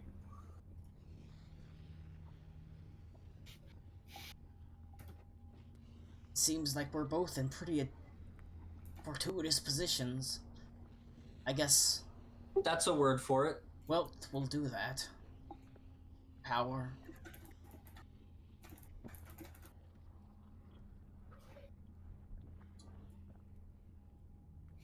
How did we end up here? Cody, I was just gonna say, like, Nick looks like the fucking. he's got fucking Wesker vibes going. How did we end up here? Do I? You do. You look It like is, you're it about is to dark. Yeah. I just see half a face floating. You look like you're about to tell us we've all joined the Avengers Initiative. Hell yeah. How'd we end up here, Ito? I believe it started with a few drinks and some instruments. I guess that's how the best stories start. Hopefully, it's usually how they end too. Maybe we'll be lucky. This is why our games suck. All we do is roleplay. No, that's great. I love it. This is a great session. Fuck you. He nods his head. Lou's over here fucking killing us. He nods his head.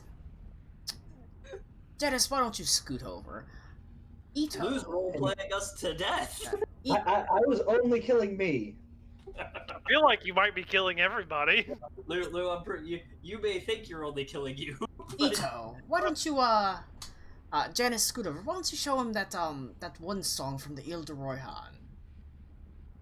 What was it? The Green Ladies Dance or something like that? The Macarena. I can't remember what exactly its name was. The Green Macarena. Lady Dance was a lyric in the artist's lament. Why don't you show her the artist's lament? You'll be surprised how she picks it up. It's not a very happy song. These aren't very happy times. Yeah. She starts off with, "There's some whores in this house. There's some whores in this house." All right. You sit down and start saying the lyrics. Ass, titties, ass and titties. These are the words to this song, young Janice. God, I wish I was there instead of. Hey where I am child, now. 2 + 2 = chair. All right. 2 + 2 = titties. Connor. Janice sort of scoots to the side, and you're able to sit next to her on the Celesta, and you're able to pick out the chords. The Artist's Lament is a very sad song, written in the key of A minor, as your hands sort of casually go across the A minor chords, the initial sort of opening. I'm not going to describe the music to you, but I can hear it in my head, which is fucked up. But I can't you wait to hear. play it, and she, with surprising deftness, picks up. It's not a complex song at all. It's very firmly rooted in a single key, so she's able to quickly pick it up and play it. And that's kind of how you pass your time, at least for now. So we're going to go to Alec, Cool, and Aruna. I'll be AFK for a moment. Fantastic. Yeah, I'll be right back to you. You're kind of stuck in the ice flows, waiting for, and Delilah is there. She's latched herself onto your party since she is going to be teleporting you. That being said, she's not overly. I mean, she's not like wildly annoying. She doesn't like hover over you. She's in the same, like, she's in the inn with you, but every now and then she'll sort of dart away. She spends a lot. She'll talk with Marcus. And she says, "How are you doing, Marcus? It's been quite a while since I've seen you in my shop. You really should come by. I do have quite the enchantment for your tankards. I only see you cleaning them, and what if they had a prestidigitation enchantment that would clean all the dirt away?" And that sort of thing. And you're kind of left sitting there and waiting. You feel like you're almost spinning your gears. In your head, you have no clue what's going on in Ertzig, but you have gotten the initial word that Festenhaven looks like it is all going to be under siege as well. A dual siege. The king of Black Everfrost, the Heartless King, sieging Ertzig, while the White Woman sieges Festenhaven. It's dark time. Well, and you yeah. just sort of kind of have to wait and you could feel, I don't know if they would feel anxiety, but fortunately they are stuck waiting for a day. Well, while we're waiting, I ask Aruna if you would be so kind to tell me what my sword does. Yes. I was going to also mention to you, Colin. I will take 2 hours of our pissing about to commit, identify to my spellbook. Right. Spend your time. It's a good time to spend scrabbling spells into your spell book and that sort of thing. As you take, you got that from a spell scroll, right? And you're able to copy it in. Yes, and I believe since it's first level, yeah, it's 2 hours. Delilah is there saying, "Oh, clever boy, clever girl." Don't worry. One of our party members called me a dark elf about 3 times in a drunken serenade earlier, so you're fine. That's okay. God, Clever racist. girl. As you sit and she's every now and then she looks over her shoulder and says, "I'm glad not everyone's a wizard. Otherwise, I'd be out of business in no time." But you're able to copy the scroll down and add identify. As Ito's ring is no longer in, technically no longer necessary since you can identify pretty much anything. Okay. But you get identify as you spend the prerequisite time and take off the prerequisite monetary amount, whatever that is. I can't remember if there's a monetary cost or. I believe it's just it's 50. It says 50 gold of like nice paper and ink. Yeah, and you get all that. You got all that, and you want to identify the mantis claw? Yes, I will identify the shotel. Roll a wisdom saving throw. Absolutely phenomenal. The first thing I like to hear. I'm sure everything will be fine. A 21 actually. That's Turns pretty out good. it kills anyone who tries to identify it, and that's As all it does. the mantis claw. What a shame. This very, like I said, the mantis claw it's harsh, it's severe, like the deserts that Alakul comes from. It is pragmatic. It does look like a mantis claw, so it's not like there's no ornamentation, but something like the handle is just stark wood. There's no gold filigree. There's no anything like that, except the only really shaped part of it, the only really kind of ostentation part of it is the blade itself that has these 3 spines that almost come from it. But as you hold your hands over it and you focus on the magics within it, you see a pair of eyes, not like human eyes. They're compound eyes. You can see the tiny little chambers of them. You can see a head. It is thin, and it is almost like a greenish pink. You don't know how to describe it. And you feel like it is watching. It's not watching you. It's watching the sword and the person that wields it.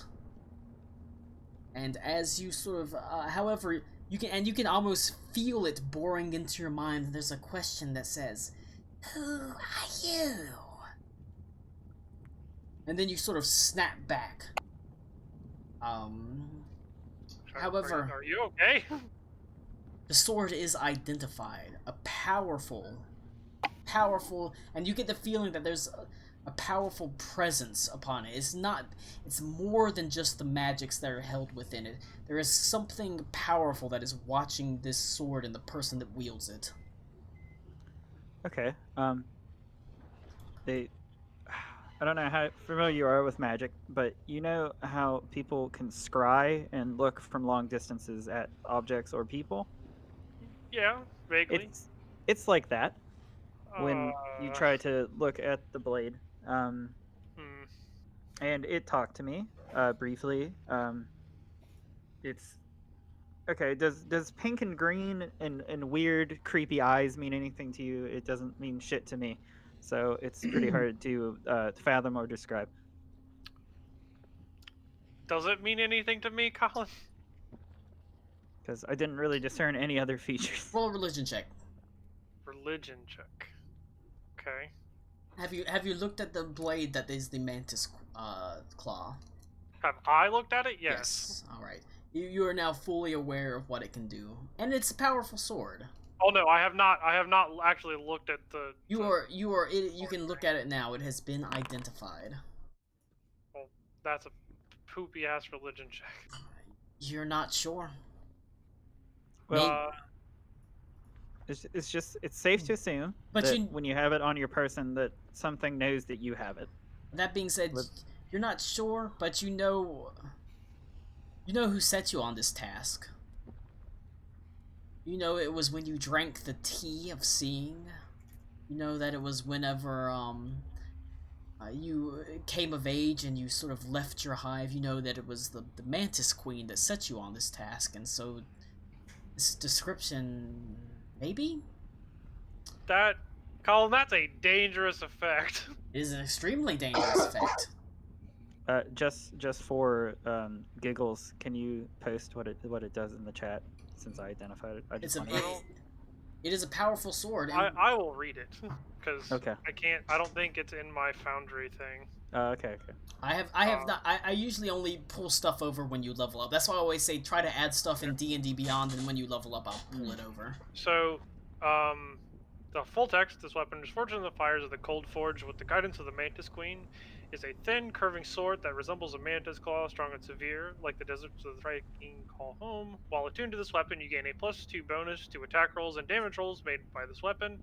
The Mantis Queen's portfolio deals with fate and prophecy. Once per short rest, when you would roll a d20 for a saving throw, attack roll, or ability check, you may choose even or odd and roll the die. If you choose correctly, the roll is considered a natural 20, and if you choose incorrectly, the roll is considered a natural 1.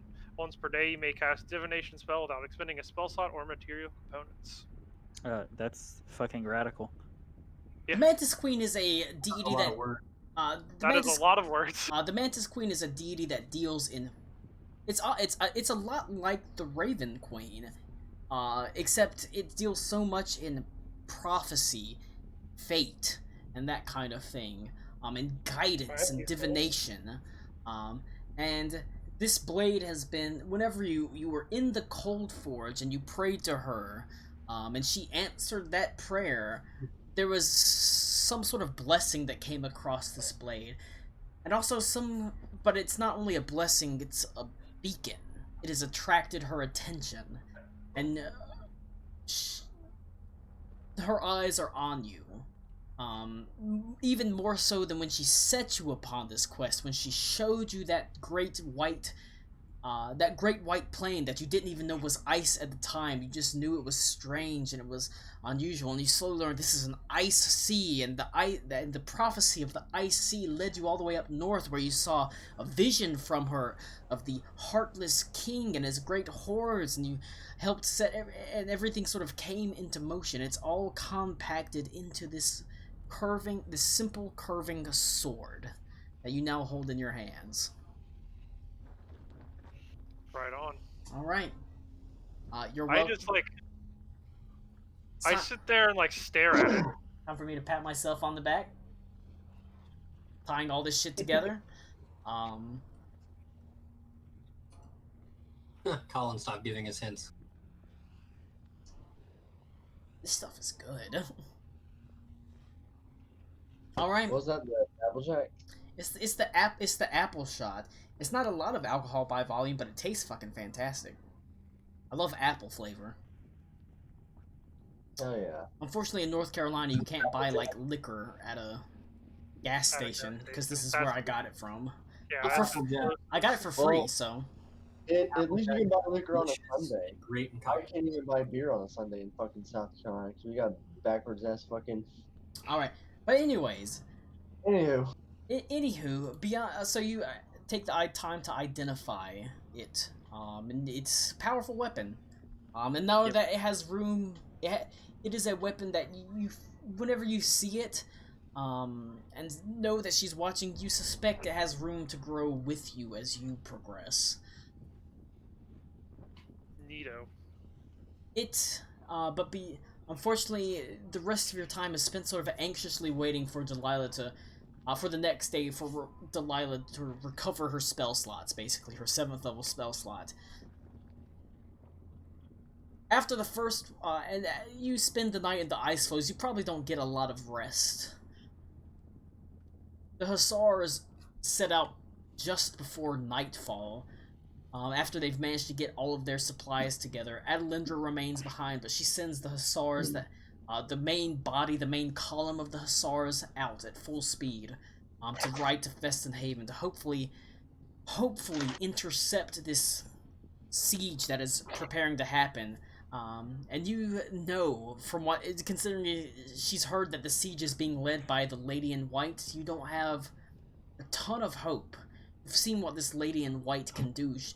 The amount of power that she has, able to bring down hailstones the size of a cart to make an ancient silver dragon just flee from a fight. You know what she can do. I don't know if you tell that to Adelindra. Adelindra obviously knows. You can see it's on her mind. But that night is a restless one.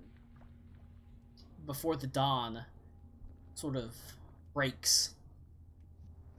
Bright and early, at first light, you can actually hear Adelindra saying, "Wake up! It's time to leave! She's ready!" You got it. I've been awake for hours. Right. Yeah, same.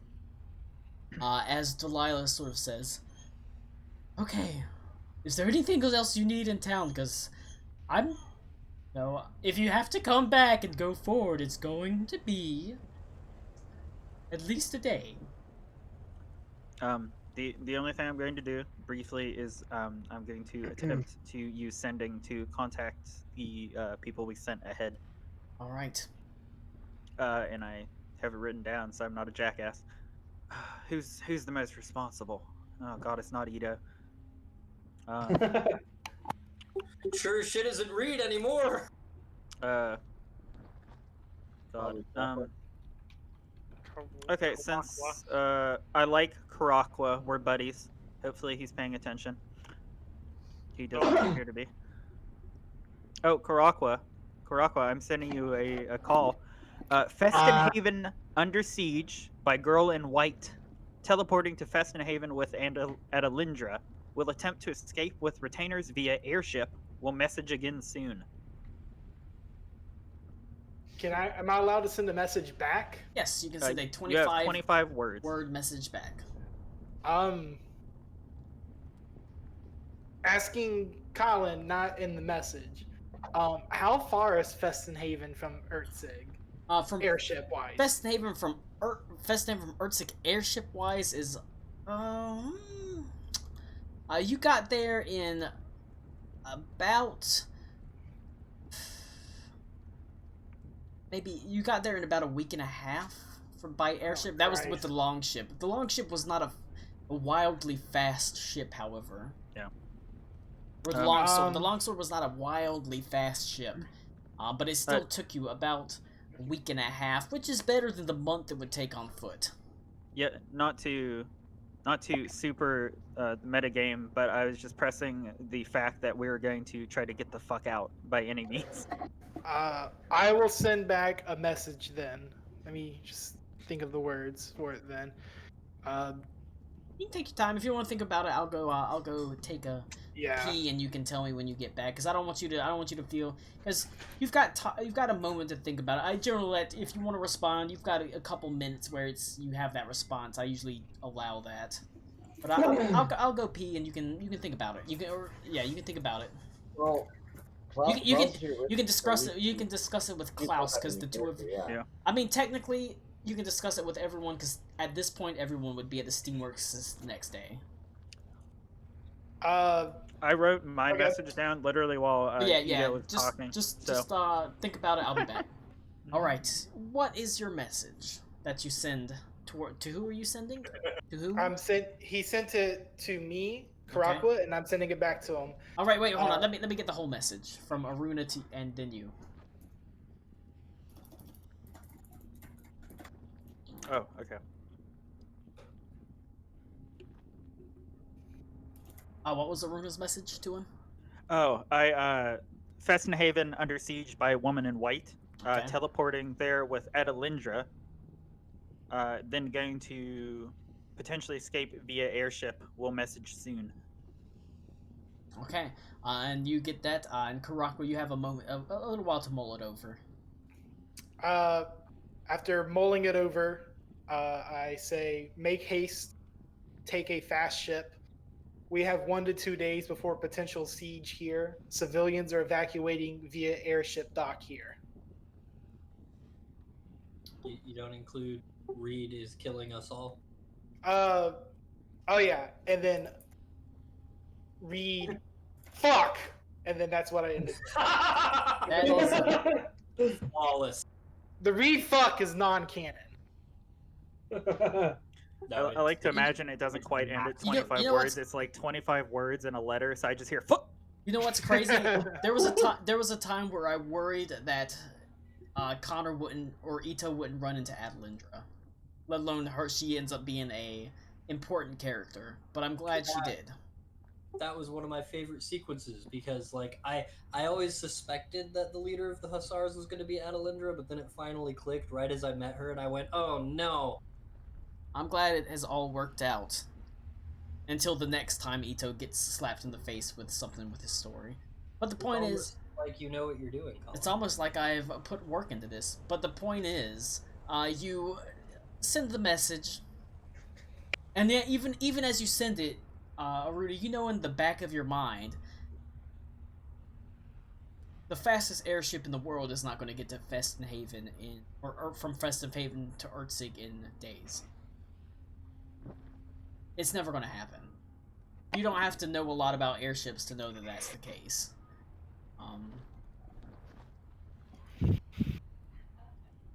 Okay. Not to mention, in Fessenhaven, you don't exactly have your choice of airships. As far as you know, the only airship there is the Longsword, which is only there because it was grounded and needed repairs whenever you brought it in.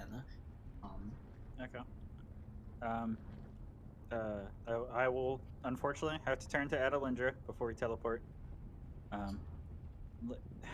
The word is not good, Adelindra. They're in Ertzig currently, and much like Fessenhaven, the enemy is there, and they're probably not going to stop until they win. So I think the best course of action. This is not my department. I am not a fighter like you, but I think we need to get to Fessenhaven and get as many people out as we can and regroup somewhere or get as far away from there as possible, because everyone just dying here is not gonna work. We don't stand a chance. No, I didn't think I would be the best captain of the Hussars, but I didn't know that I would be the worst either. 2 cities under siege under my watch. You can see, she's not happy about this whole situation. I feel like it's not your fault that Th- some really obscure prophecy has come to pass during your time as captain. Don't beat yourself too much up about it. And Roll a persuasion check. disadvantage because you're going. Can I possibly back him up with a Oh boy. goodness. Never mind. All right. Well. Here. If she's Well, if she's if you helping give me the help, then I got a 15 and it's not a 15. It's a 14. and not a 0. Okay. Yeah. Listen. The 0. She like looks at you and says, "What is wrong with you?" Why would you say that? So fuck the prophecy. Fuck whatever this situation is. There is no fighting force in the goddamn world that can make it to save 2 cities at once. The port city got rolled over. They have something on their side that is not within human comprehension or power, and we're just little soldiers on horseback. This is nothing you could have prevented. There's nothing we could have done. The only thing we can do is attempt to live and fight another day. And fight we will. And fight we will. What was your name, Delilah? That's right, darling. Are you ready to go? Oh, Lord, I've been nearly ready for 15 minutes. I've already had my breakfast. Well, everyone gather round in a circle. Festinhaven, was it? That's a little bit more unknown to me, but I am been through it once. Oh boy. It should be fine. Okay, hold hands. As she reaches out her hands and she clasps yours as you all sort of gather around. You say, "This is awkward. This horse can't hold." Put your hands on its haunches. As you take all, and that includes Adelindra's mount as well. As you teleport away. That's a good roll, so it's on target. Excellent. There is a feeling of pulling as you are sucked away, and soon the darkness around your eyes sort of gives way and you find yourself standing within the center of Festinhaven, the small icy outpost town that is currently under siege, and you can see that people are rushing about as Adelindra almost immediately, as soon as she finds her feet, turns and finds the nearest hussar and says, "Where are they attacking?" Captain Adelindra? What are you doing? Where are they attacking? And Adelindra rushes off to help deal with it to the north. I'm leaving you kind of there on your own. Where's the airship? Okay, does one of us want to go after the airship and then the other one grab the retainers? I'll. It's up to you. It doesn't fucking matter. Jump to the airship. I go to the airship because I was the one who talked to that guy originally. The airship is outside the city, but it's on the southern walls, which are currently not under siege, but there is some danger to go out to it. Well, tough shit.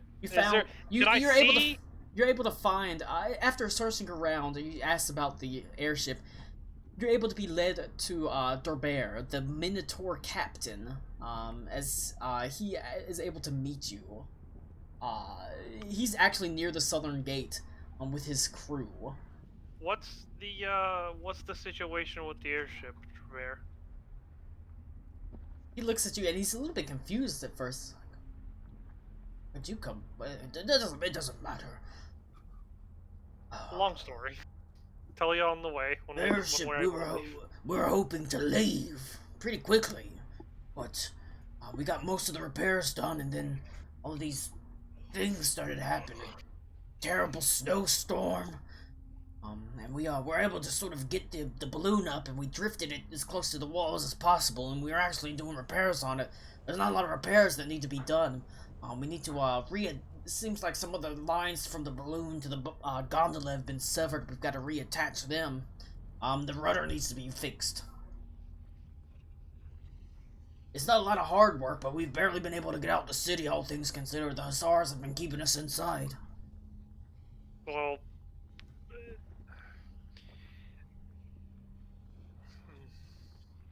Why? I'd What's be wrong? glad to help you. Oh.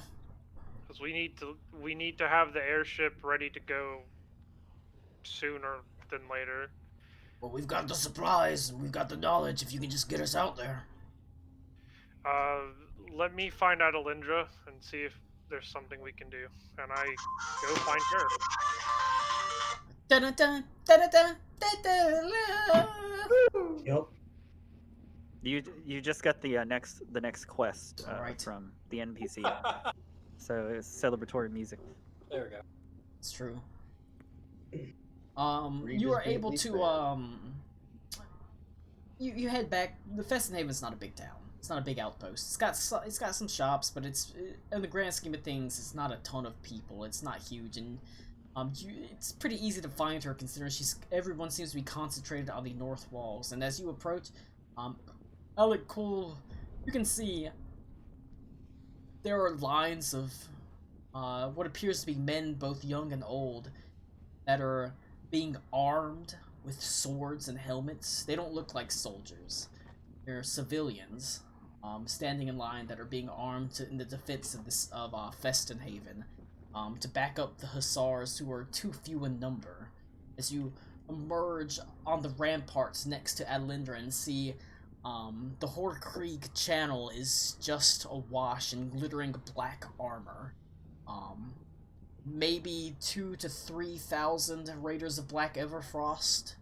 Oh, boy. And at their head is, you can just see the glittering white gossamer. This woman that you were able to see was able to bring hailstones the size of horse carts down on the dragon Gehenthermaz. She stands at their head.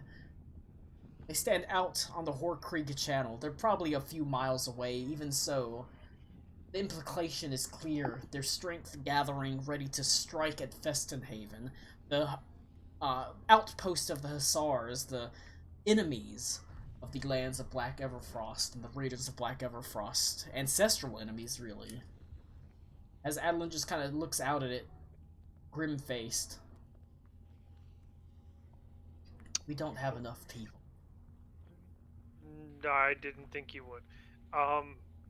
Even so, I need to get your permission for your men to allow Drebert and his crew to go out to their airship so we can get that up and running, so we can get I honestly, as many of us as we can on board so we can teleport from the airship to Erzig, and then the rest can fly to Erzig. It's a long time, but Erzig is a much more defensible position, being a mountain and not a small city. could we stand against this? Couldn't tell you.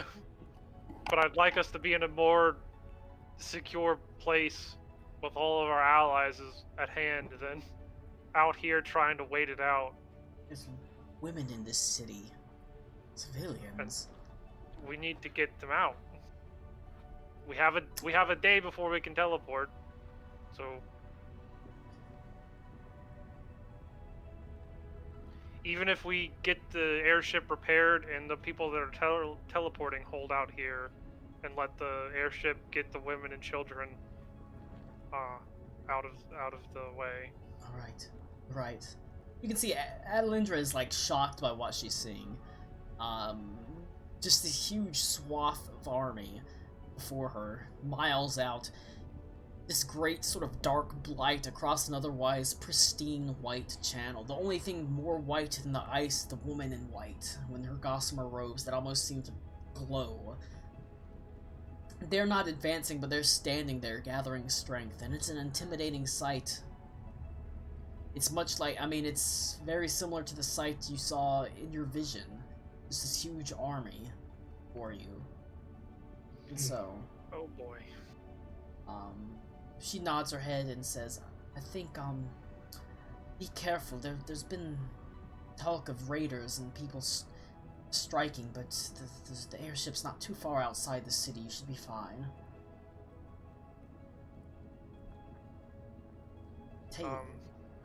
Even so, I'll send a couple of hussars out with you. Well, I go back to Drebert. I'm assuming some hussars are just coming from like where I am right now with me. Yes, two join you. Okay, I tell them to follow me, and I get to Drebert and tell him get his men rounded up. We need to get this thing up and running as soon as possible. All right. You head back. Aruna, you make your way towards the inn, I'll be right back. I'm gonna where take you Kitty know out. Ito's retainers are, and you can see it's actually pretty full. People gathered around. It's almost standing room only, as people sort of nervously talk to each other about how they're going to get out and what they're going to do. Mostly women, children, maybe the very elderly men, but no one of any real fighting age is in this, except Dags, Bromwell, and Mayora, sitting sort of cramped off to one side. You can see they sit huddled together. Mayora has a large sheaf of paper out on the table as she is actually it seems like she's copying multiple sheets down, doing some what appears to be some vague arithmetic as you come upon them. Hello. That looks extremely important, but good news in a shit situation. Ito says, pack your fucking shit, we're leaving. As soon as possible, as fast as possible. He's fine at the moment, we're just split up a little bit. Things are dire. I don't have time to argue. If it requires getting your dwarf friend drunk to get him out the door, do whatever is necessary. We need to leave. Wait, Lord Saracen? Sinyo sent you. Oh, okay. I mean, we're doing. That shouldn't be a problem. I was just doing some record keeping to make some inventory for the hussars, but should be able to wrap this up pretty easily. Yes. We're going to attempt to leave on the airship. A friend, Alakul, the bug man. I'm sure you know of him. He's going to try to get the airship up and running, and we're going to try to get as many people out, including you guys, because if I let you stay here and perish, Ito will not shut the fuck up for the rest of his life, I'm sure. And despite him being a shithead, I think he rather likes you guys. So, yep, do whatever you need to. Meet us near the wall with the airship. We will make sure you get on it. They look at each other. Leora sort of nods her head and says, I mean, it shouldn't take too long to gather our things, as Dags kind of nods his head silently, and there's a quiet ruff as a small dog beneath them sort of barks. And Bromwell, the older dwarf, sort of furrows his brow and just kind of nods his head. As Mayor says, we'll gather our things. If there's anything extremely important you would like to say to him, I'm going to attempt to message them again soon, and I can relay a very brief message. But part of the priority is getting you and ourselves out and letting them know we're safe. Or as safe as can be, considering the situation.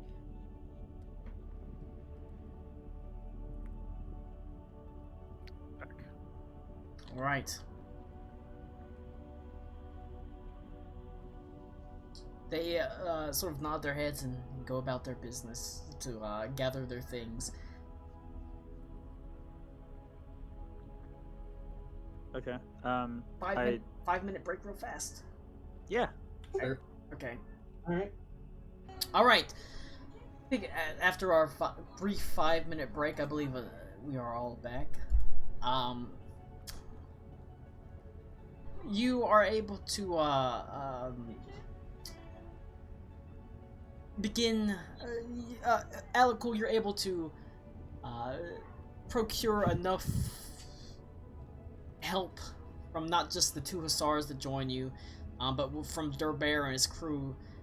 And all things considered, from what they've told you, the southern side of Festenhaven has largely been pretty okay. It looks like they're gathering kind of to the northeast, or northwest, I mean. And the longsword itself is actually very, like, right up against the walls of Festenhaven, probably within maybe 20 feet of it, so there's good coverage from the hussars. As Durbear and you sort of head out with the 2 hussars, and quickly begin trying to repair this ship, do you have any tool proficiencies? Bug tool. I'm Thieves- good at bug. thieves tools. I don't know how much. too. All I right, don't know how probably useful that probably one not is. going I to be mean, super that useful. is a tool proficiency. Probably not going to be super useful for the repair of an No. airship. So just give me a straight athletics check, as their bear is going to direct you. As unfortunately, he has you like tending the rudder. It looks like it was damaged, and he's going to need it repaired. It almost looks like he needs it roughly like yanked, and there's a bracket that needs to be nailed. Roughly yanked. It's pretty simple. It's a pretty simple task. A 10, and with a 10 you don't do great, but it doesn't look good, but it will work at least for as long as you need it to. It should hold up fine until you at least get away from Fessenhaven and have a time for better repairs. The rest of the crew, what was Aruna doing? After I gather or let Ito's party know what's going on, I was just gonna go back to the airship and see if there's anything I can do, or try to regroup and figure out with Alakul what exactly we're doing. Cause, Alright, what message did you send to Ito? Oh no, I was just saying I spoke to Ito's compatriots, and I'm gonna get them to come Okay. to the airship later.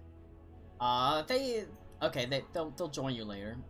Yeah, I'm just letting them pack up, but they need to get the fuck out. Alright, But yeah, I'm meet up with Alakul. you join them as they're trying to repair the various things. In this case, Alec Cool has been working on the rudder. If you want, you can do a sleight of hand check to try to repair the rigging on the balloon that lifts it up. Oh, baby. That's not bad. Ooh, it's a critical It failure. is really bad. Ooh. What are you doing? The Minotaur I'm bellows. sorry, I'm stupid. If you can't help, it's all right. stand back and watch. Stand back and watch. As he sort of frustratedly sort of pushes past you and reties the knot that you were trying to tie. Unfortunately, you've embarrassed yourself. You suffer 26 embarrassment damage. Oh no. Dang. I was already in the negatives of embarrassment, and now it's worse. Unfortunately, it takes a while to fix. And soon you can see I'm talking like the entire day to fix. Due to the bad rolls, mediocre to bad rolls, and so the sun is already setting whenever you are fixing the air once the airship is fixed. But at the end of the day, as the sun is sort of beginning to fall low, Dorbear nods his head and says, "Well, she's not as perfect as she could be, but she'll fly." I feel like that's all we need right now. All right. Okay. Well, we're leaving as soon as possible, so I think with all your help, if you want to fly with us, you've earned a spot. Okay, so Alakul, real quick. Yep. Little powwow here. Is it priority to get Ito's friends on there and us stay behind and wait for the teleport, or should we attempt to all go? That's my concern. The teleport can teleport 8 creatures, so. Because So, the issue being is we're under siege here, and we're going to be teleporting into a larger, potentially bigger siege. So I'm not sure I see, other than the potential of getting there and possibly teleporting again, saving Can we them. message Ito before we leave? I can message anytime. I was just trying to get a Okay, grasp on what we're doing, because flying to Ertzig we're not going to make it in time. Message That's just him given. and ask him where he would like us to send his retainers, and I will instruct the airship to go there. Okay, that's fair. Or if Anything he else? wants the retainers, Because are we 100% sure we should be teleporting into the shitfest that is Ertzig? I don't think we can afford to just leave them there, even if it means us getting there and then teleporting out as soon as we can. Well, I don't particularly want to be the one to have to attempt to convince our new friend Delilah that the potential of us teleporting and dying in Erzig is astronomically high, in my opinion. So waiting for a full 8 hours of rest to teleport back out may not be what she signed up for, even with like monetary value, everything attached to it. How about that pussy value, though? Shut the fuck up, Connor. Message Ito first. Aruna, pull it down your pants and give her the full moon. Just saying. Okay. I'll do what I have to do. I'll show her my moon well. Okay, so hold on. Even if we overcrowd the airship just for a short enough amount of time for us to teleport, and then could she teleport us and stay behind? That's what she did the first time. So yeah. Sure, she can teleport you and stay behind.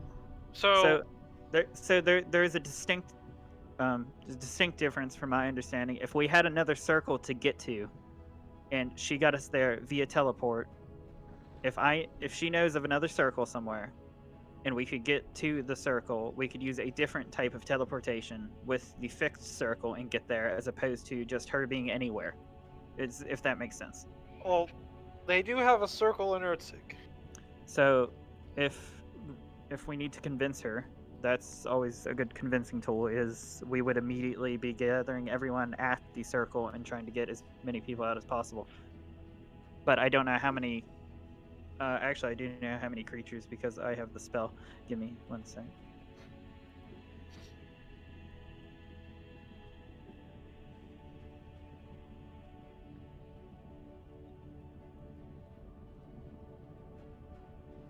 Was that in the game or was that someone's dog? I didn't hear anything. Okay, so Colin, this is just a spell work question.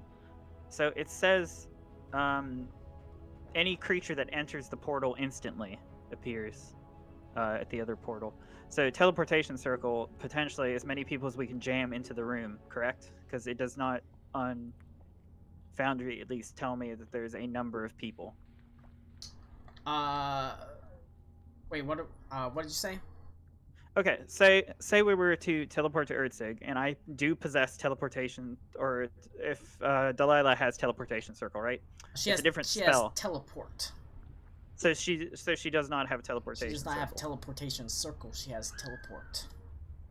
Okay, then yes, we have many a problem.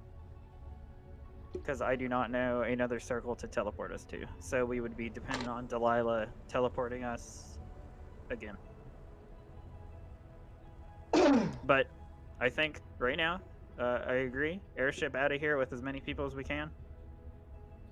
After we message Ito, and then we figure out what to do from there. Yep, I agree.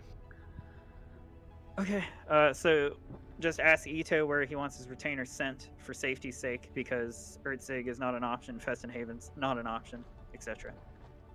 Yeah. Okay. Phenomenal. You got anything else? Because I've got 25 words, and that won't take too much.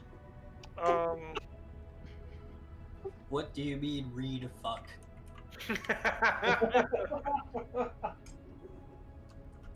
Oh, wait. Did Reed fuck her? You guys have no context to what that meant. This could be a serious game, or it could be an amazing game. I shouldn't click on people and type on them and type what their characters pretend to say. Or it smells like That's hot fair. dogs and it makes me hungry.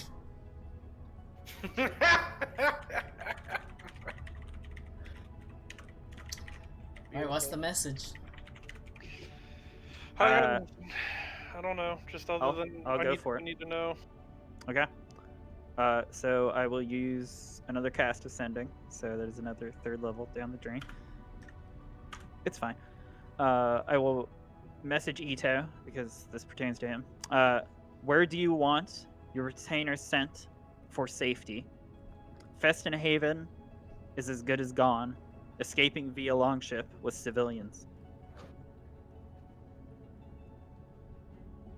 Is that it? Is that all of it?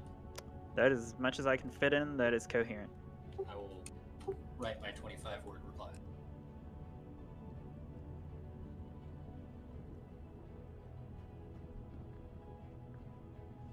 I don't know how long it's going to take, though, so carry on. Alright. So you're evacuating via the longsword? Yep. What about did Delilah? That's gonna take just to get to from Festinhaven to Earthsig, even by the longsword, will take about a week and a half. Okay. Like I said, I think we're gonna. You can teleport. Actually Delilah is teleport. still there, however. Okay. But you can certainly have people on the longsword evacuating. Okay. I will take a moment to talk to Delilah too, because we're just acting as if she's just free teleports. I mean, it's 100 gold per teleports. Well, okay. After The immediate concern is when we do teleport to Earthsig, Delilah, you have to know the city is in trouble, to say the least, and we'd have to wait till you recover again to. And you want me to go into that? That's what I'm asking. If For not, 100 we can gold send- pieces? No, what I'm getting at is if you just need to send us. I mean, we can't ask you to risk your life for money, or at least in my opinion. How are you going to get out, darling? Well, We're not. at that When you point, risk your life. we're not sure. I think if I had my choice, I'll just send you and I'll teleport myself to somewhere a little bit more warm. Perhaps Prost. Date. Well, that is If you that's go to Prost, and there's someone there that happens to know the teleportation circle that can come and retrieve us, that would be very cool. I mean, that is a possible avenue. Even so, suppose I might join you. Given the choice of teleporting myself to Earthsig or remaining here, I might just take my chances with Earthsig, considering. That's Well, the reason we were gonna go, because it's better than being mostly out in the open. I'll join you at least on this jump. We appreciate it. Also, I have a wonderful tailor to introduce you to that you will absolutely love. That I'm sure I just we'll run love into. a fine cut. But when you're ready to go, just find me and we'll leave. How about that? Yep. The sooner the better, as she looks around. As soon Mostly as just possible. waiting on the response from Mr. Ito. Yeah. Sorry, I'm counting.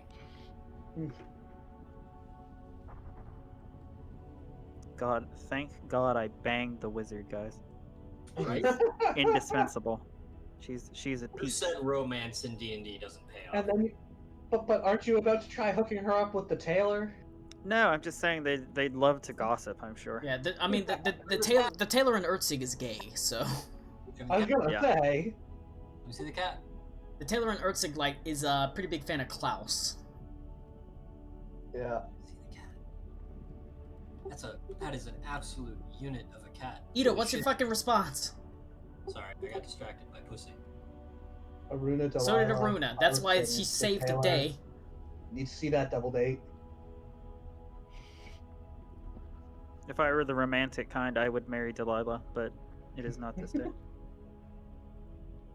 I drank all of my apple shot. Wow, Yeah. they just called back a touchdown because of an illegal block in the back. How fantastic. Get fucked, Saints. I'm not watching right now, but I hope they lose. I am sending this Me too. message to Tommy directly. It is Phenomenal. well below the 25-word count. Well, it helps if I, the dungeon master, know it. I'm going to send it to you as well.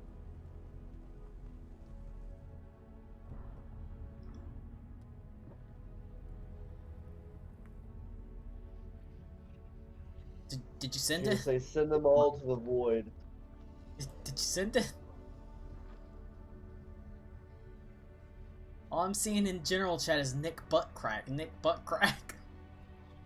Okay. Oh man, that is a loaded answer, my friend. Yep. Cool. You know what? I am going Fuck to me.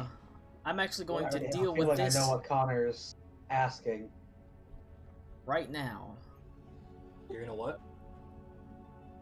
What'd you say, Colin? I didn't catch that. Hold on. Tommy, you look like you're about to tell us we all Nick- want a new car. Nick and Aruna, or Alakul and Aruna, please join me in Alakul's anthill. That'll work. Yes, sir. Are you sending us the digital version of the player's handbook to make No. characters? I would like this to not necessarily be known. If things go a certain way, I'd rather things not be known to certain members of the party. But you receive your message in return, encouraging you to bring them home, and not only that, but if you can, bring Adelindra as well. As Delilah kind of says, I am ready when you are, the sooner the better, as she sort of nervously looks at the walls. You can see the sort of lines of not just the Hussars, but everyone that can fight is sort of lining Wait. up to fight. Ito said bring them home? Yeah, So he said bring them home. So he wants us to send them back to his island, the retainers, which they can head in that direction, and that is as close to safety as possible. But to make Adelindra fucking abandon her forces is fucking suicide in every way, shape, and form. I mean, he wants to send her as well to the island? He wants to get her out to safety. So I will word for word read it. I am out of options. Bring them home. She won't come, but bring Adelindra as well. Which I assume he just means to bring her with us, so that she's away from that girl.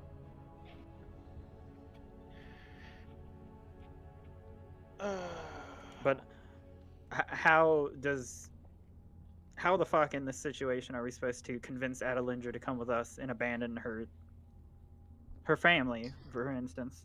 I mean, Adelindra is a grown woman. You can't could just- make her You make can't decisions. teleport. It has to be willing. Yeah, that's what I'm saying. I don't. Um, I understand what he means, but it's not going to happen. we could have the airship fly to his island. Yeah, that's. And Well, what I'm saying is the airship can just head south in that direction as far as it can, and if they need to, they can find passage with the gold that he gave me they to can get the rest of the way home. they can they can fly to Prost at least, and then stop there, and then go to his island. But Adelindra, I don't think we leave them in Erzig alone. So we go to Erzig, and Yeah. then Adelindra would more than likely insist on coming to Erzig as well. Okay. I understand getting Adelindra to Erzig, but we're already going to. Well, feasibly, all these people are going to die, as is. Are we going to really attempt to rob them of Adelindra? I mean, the people there are going to die, and they're also Hussars. I think we don't get on the ship, and In other words, we let the ship take as many people as that are not combat ready out of here, and we attempt to stay and take Adelindra with us via teleport to Erzig. yes, and then okay, so we have me, you, Adelindra, currently, and then my mount and Klaus's mount, and that's all of us, right? Oh, and her mount, so 6. Mm-hmm. So we're being 2 more people. Well, if Delilah is coming into the shitstorm with us, Yeah, she so would it's be dependent on included. her, which would mean 1 more person maximum. But I don't. I I go to Adelindra and ask her what she wants to do because I don't Yeah. want to talk about this without Adelindra. You find her standing on the southern ramparts, directing the. It looks like people. She's walking around, sort of trying to buck up morale, saying, "Come on, they're not that many, and after all, with flaming hussars, we've stood against this threat for nearly 5 or 6 centuries at this point. Not gonna let them break in now, are we, boys?" As she sort of grimly walks up and down the troops, but you can see. Adelindra? Yeah. Yes, Alec. We need to speak in private if you could. Of course. It shouldn't take long, I hope. If you'll join me in this gatehouse, as she walks to a nearby gatehouse. Okay. Yes. Aruna, if you would relay the message we Okay. retrieved. To be blunt, Ito has his priorities, and that is the people he cares about, you included. He is sending his retainers back to the Isle, and they're making way on the airship. But we can't leave our friends to die or potentially be harmed without us, so we're going to Ertzig. And Ito also asked me to try to bring you, and he was... I know. But I also see the point of you being here, and I know I want you to live, but also you can't leave all these men to die alone. But it would be...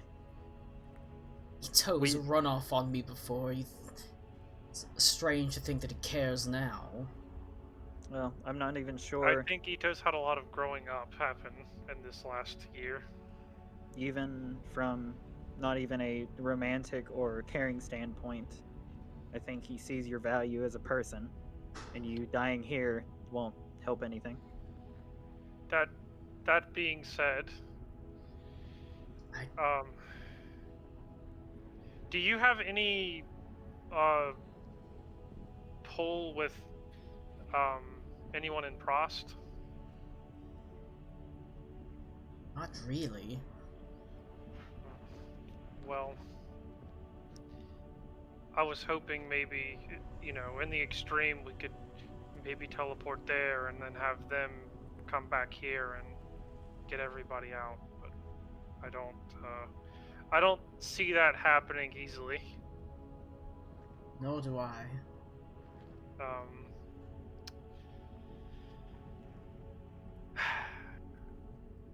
I'm not going to just desert my men. Is there any way you could fall back at least? And abandon the city? The city that stood for hundreds of years? is it worth everyone here dying?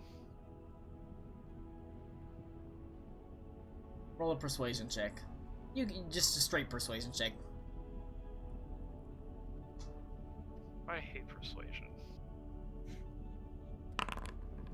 God fucking damn it. Yeah.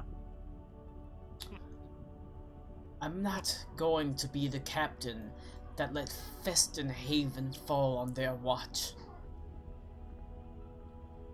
Alright. Well, then. And besides, what are we at least gonna do? here we have walls. If I retreat, they'll just overrun us if they want to on an open field. What defenses do we have then? Alright. At the very least... How long do you think you can hold out here? We've got supplies and we've got armaments. The walls are strong.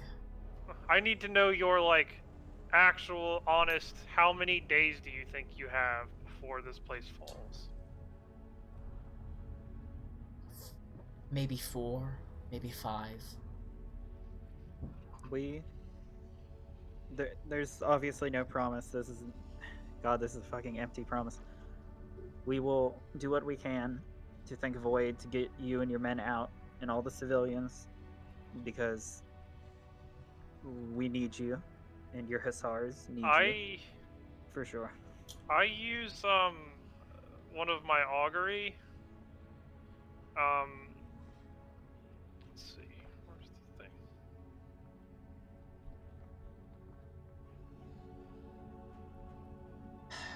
We can, at the very least, we have to at least hold. If we can just hold long enough and evacuate people out the south gate, and we can buy them time to at least get a head start. Most of the people in the city, they've lived on the northern coast. They know how to traverse it. They can run, but we've got to at least give them a head start. I use augury to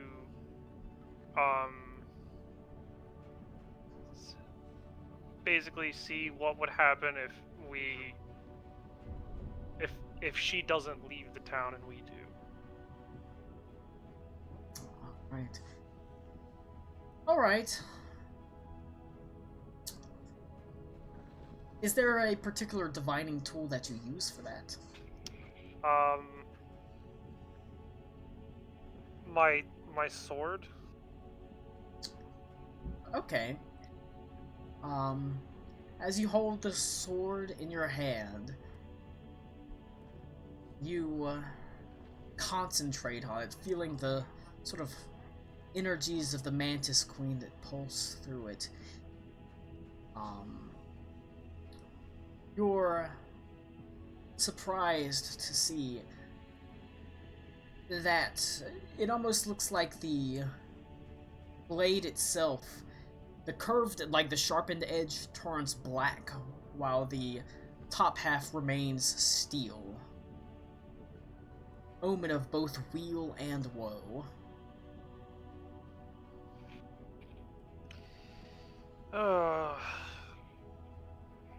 Well, I mean,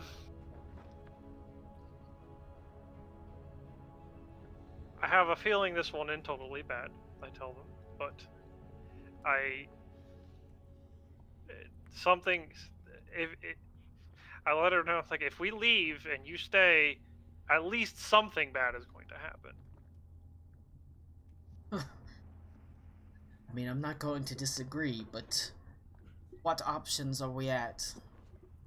I can fall back, I can hold the city and fall back and buy time, but we have to at least hold for a while. We have to buy time.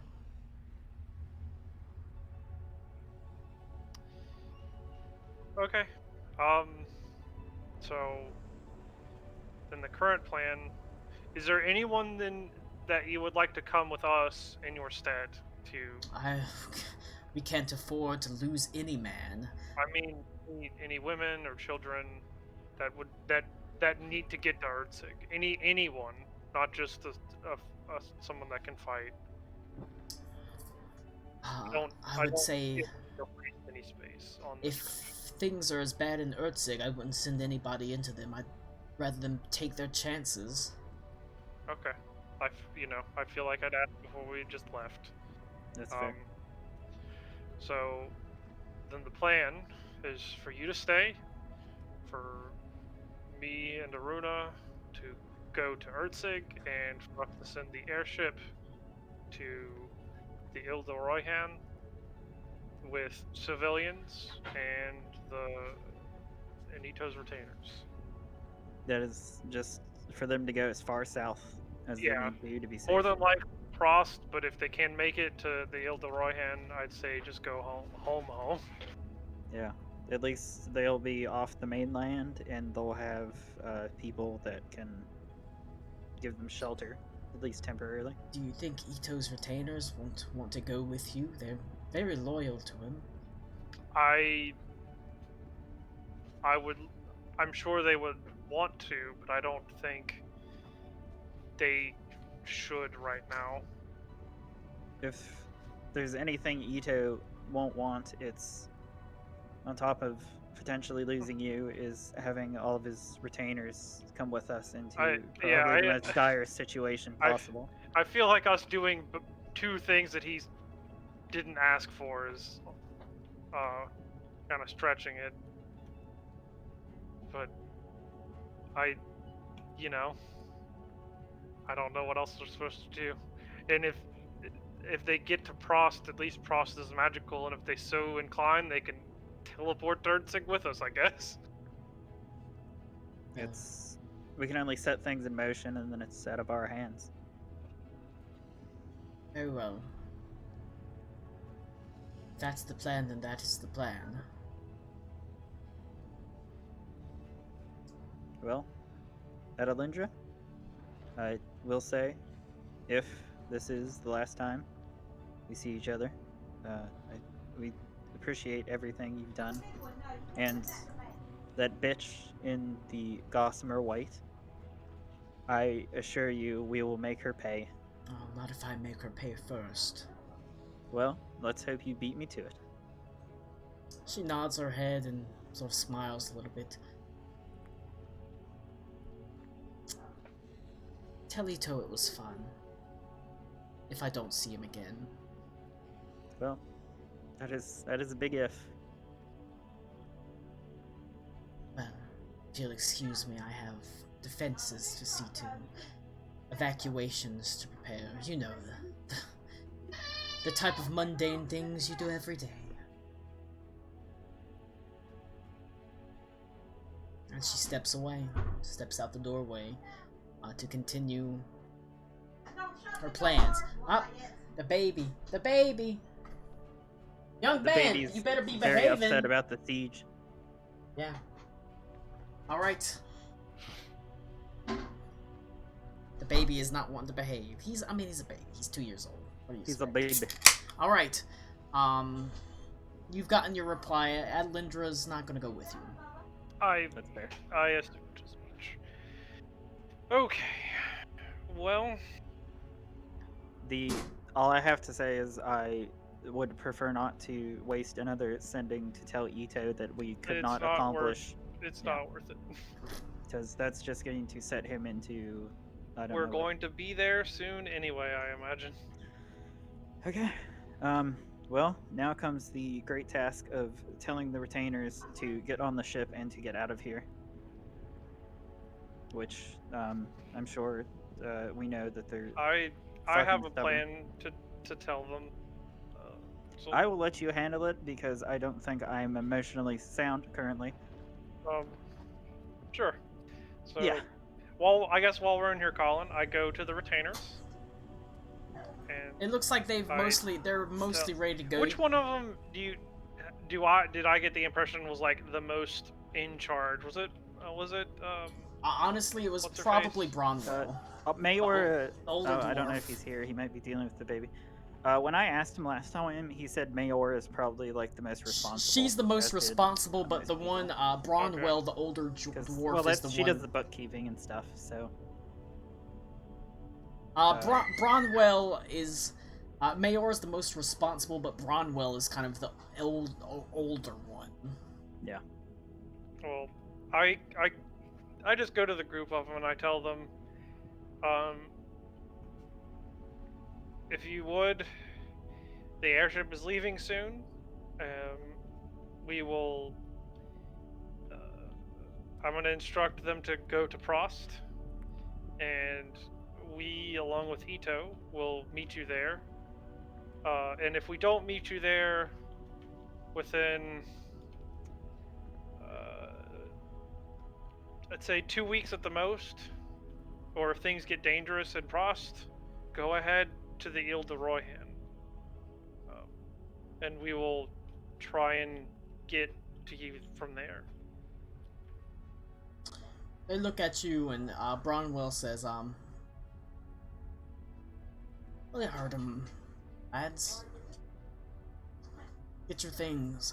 Head to the ship." As he sort of looks out the window, and while Mayor and Dags begin gather their things, Bronwell doesn't move. He just sort of looks out it.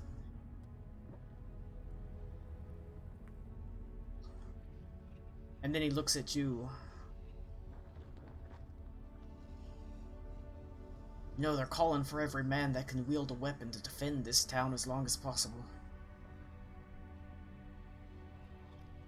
I do, but I feel like you have a responsibility to defend these two. Ha! I'm an old dwarf. I don't have much fight left in me. Then take your last bit of fight and get them home. Roll a persuasion check. Motherfucker.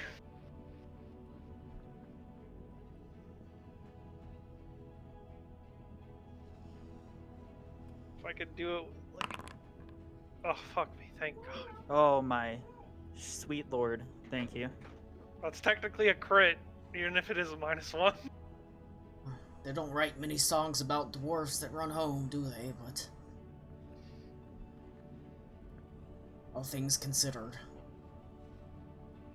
I'm sure Ito will certainly write a song about you one day. Aye. Besides, I wouldn't want to disappoint the Lord, now would I?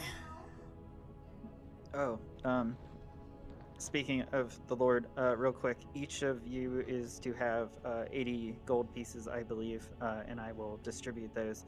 Oh. I would recommend drinks to counter the current situation. Mayor's sort of pulls out a book and starts jotting down. I don't know. We've got a long way to journey. 80 gold is gonna be a lot of help. I mean, on an airship, we're looking at, wow, probably even on an airship going to the Ile de Royhan, we're looking at months of travel. Have to be outfitted. Obviously not here, but we can land somewhere, perhaps maybe Kurt's Castle or somewhere to the south. That's gonna cost money, and maybe we don't want to buy the drinks. Okay, I was just trying to make light of the situation. As you noticed, I don't handle things exceptionally well. Oh, well, you know, I'm just trying to be fiscally responsible. I would expect nothing less. Yeah, that makes one of us at least. All right. Bromwell says, all right, Dags, get the dog. Let's go to the airship. And Dags just sort of silently nods his head and picks up this dog, who's now grown to be pretty sizable in the past month or so. Putting on a lot of weight. It's going to be a big dog, a very large hunting dog, as he sort of carries it with him as the two decide to head back, having successfully convinced Bromwell not to sacrifice himself in the defense of Festenhaven. There's a lot of backstory behind Bronwell and Adelindra as well. Because Bronwell actually traveled with Ito during his first journey through here, whenever he got married to Adelindra, so he knows, out of all the retainers, he's the one that actually knows her pretty damn well. So it makes sense that he would kind of want to stay behind and help, but you've successfully convinced him not to die here. Yeah. There'll be a glory for another time. It's a shame. I've got a note written that Bronwell would have given to you to give to Ito. I feel like I really didn't want to have to give that to Ito. All right. You have managed to pretty successfully navigate the rather precarious social situation, and are able to, well, I suppose you're able to find Delilah, as she is been largely waiting the inn. Do you have your affairs in order? To tell you the truth, I'm really kind of ready to get out of here. So much so that I might just leave you behind if you don't hurry up. I think we're quite ready. Well, you've got my gold, right? We do. Alright, then a deal is a deal. Where to? Ertzig, I believe you said? Ertzig indeed. Best course of action currently. Everybody Well, hold hands. I've arranged for a couple of other people that want to go to Ertzig as well. Just a couple. Okay. Just real quick, Colin. Before this happened, or while it's going on, did we see the airship actually leave, You did not. or is it in? Okay. It's still sort of outside the city, but it is repaired. Okay. All right. That was just for. I'm good. Alright, everybody, take hands. Mm-hmm. And then she sort of closes her eyes and, gonna teleport. Right?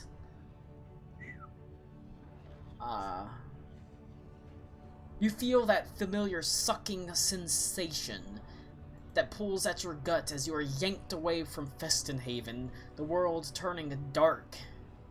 It almost seems to merge into this sort of dark mass, and then it slowly turns white, and then slowly eases back to a faint orange glow as you land with a thudding sound on the teleportation circle within Ertzig. And at this point, I think we can all rejoin. Nice. Cool.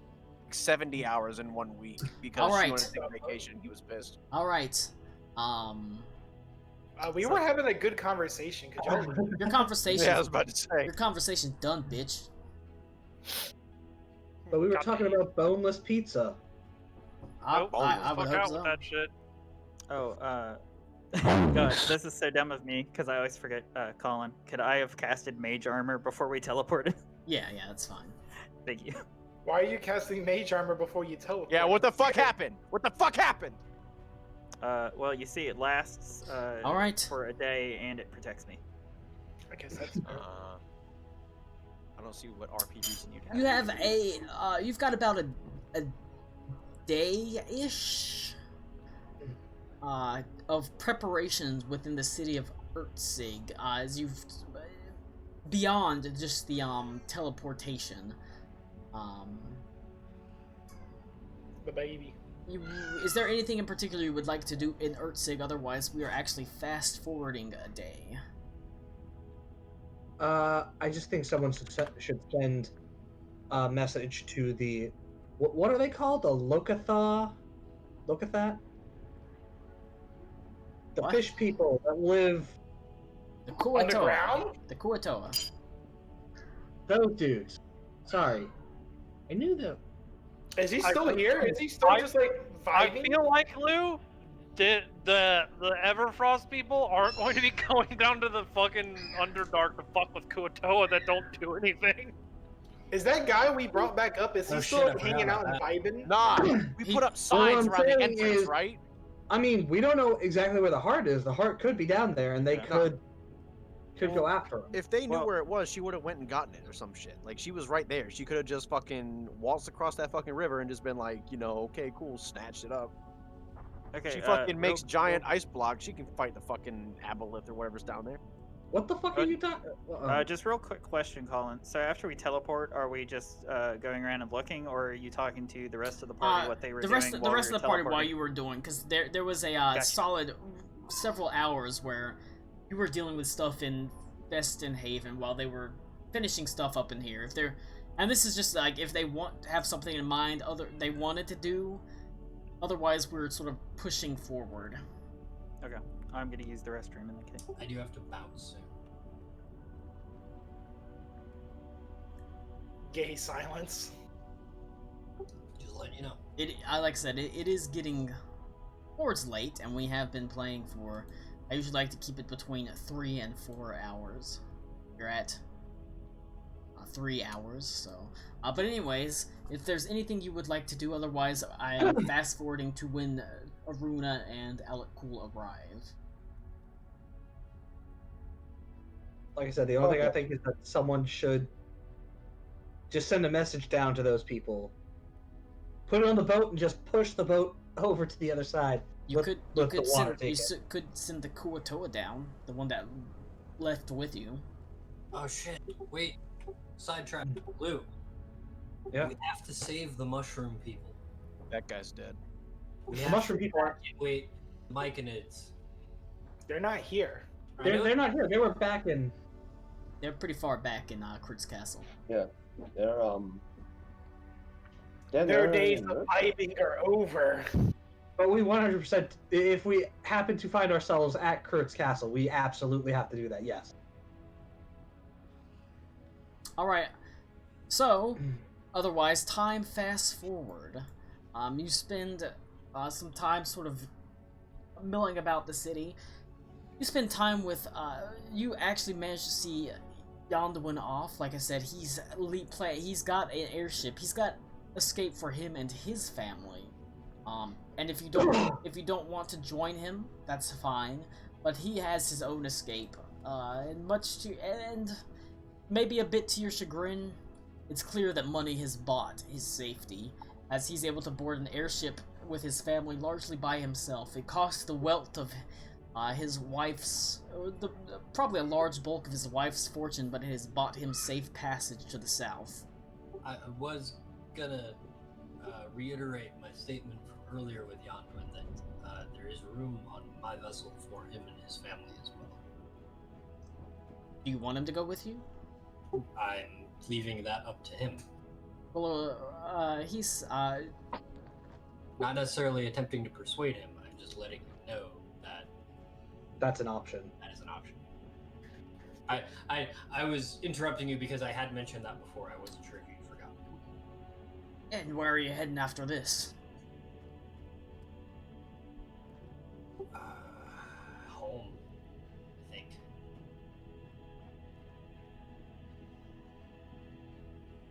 No, Lewis hyped his shit. No, I've never seen the Yelderoy Han. I've only overheard you talk about it. I'm afraid it doesn't quite live up to my hype, but I'm fond of it.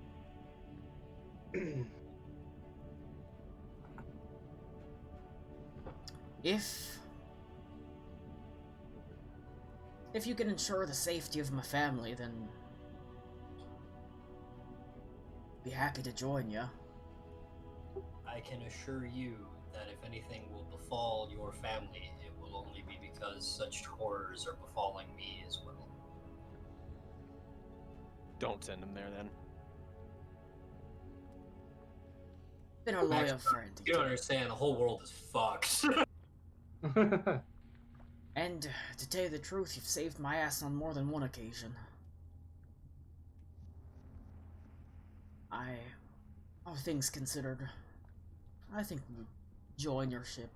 As long as you say, we're leaving. Within 2 days. Well, Or, I'm sorry, it's the next day, correct?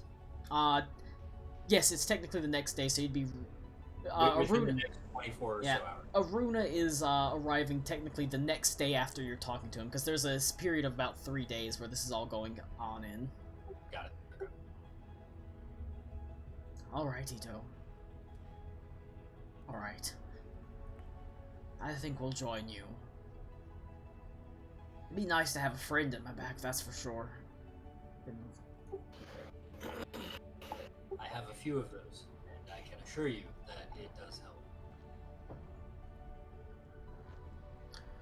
He nods his head and says, "We'll be ready to go. Don't you worry." And,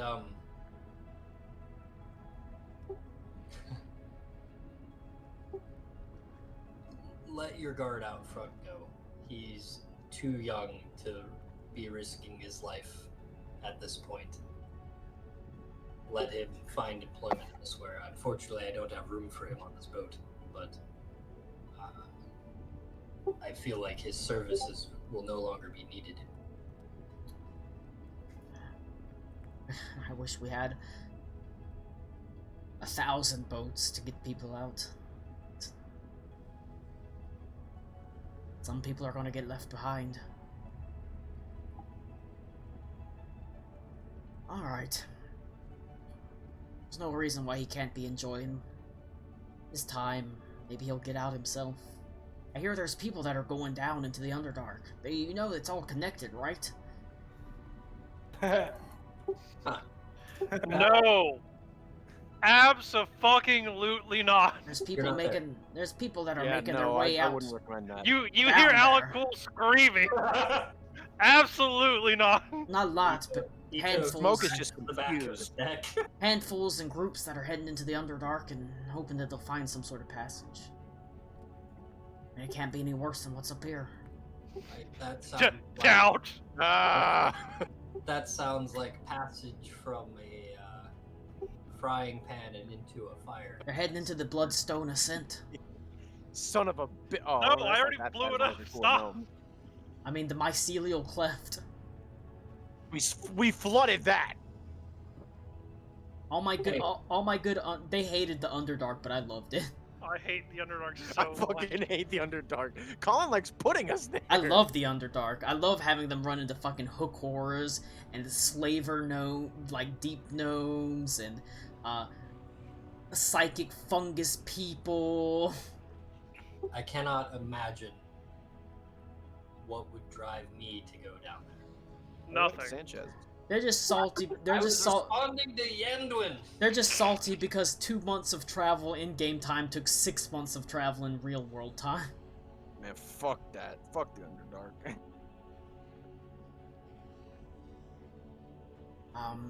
Well, maybe the Underdark says fuck you. Alright. We'll send him on his way and let him fend for himself. We'll join you. But you'll have to send a message exactly on which boat you're leaving on. Sure. I'll take care of that. That's already taken care of, actually. But we'll find each other. It'll be real awkward when this isn't taken care of and you all die in this fucking city. I can't wait. Alright. If there's nothing that anybody else does, we're fast forwarding time to whenever Aruna and Alec Cool arrive. I do have one other thing, but it could be taken care of at that point. I just don't know. You mentioned the timeline seems pretty strict. I have not technically met with the fat man at the airship dock yet. Or have I have also not acquired my spellcaster. You have not. I don't know if that has to happen now or can happen after they arrive. You have not heard anything about your from Arvald about your spellcat or your magic cat user. But the airship thing you can do at your leisure, essentially. If you want to do it now, you can. If you want to do it the next day, you could. I, Connor, do not have time, I think, for that encounter. I just wanted to make sure it was a known item of something Ito would be pursuing. Alright, you can pursue it. I'll write it down in my notes. Spellcaster airship. Ito pursuing spellcaster. I can cast message. Sending. Sending.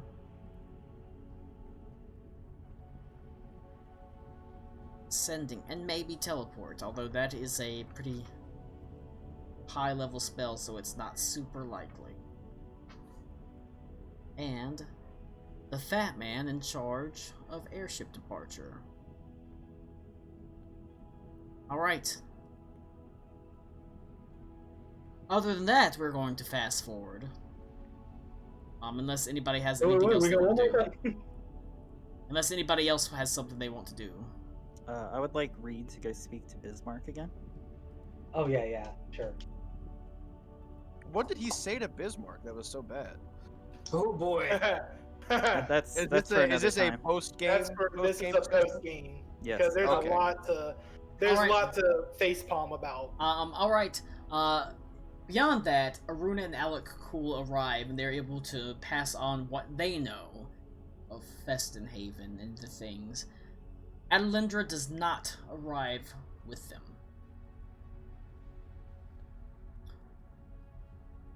They show up with Delilah and a couple of others. They seem like people that have family in Ertzig that wanted to come and check on them to hopefully at least be with them as they sort of scatter off. But it was only Delilah, Alec Cool, and Aruna. And obviously, mounts that arrived. As they join you, sitting within the steamworks, you have free reign of the inn, essentially.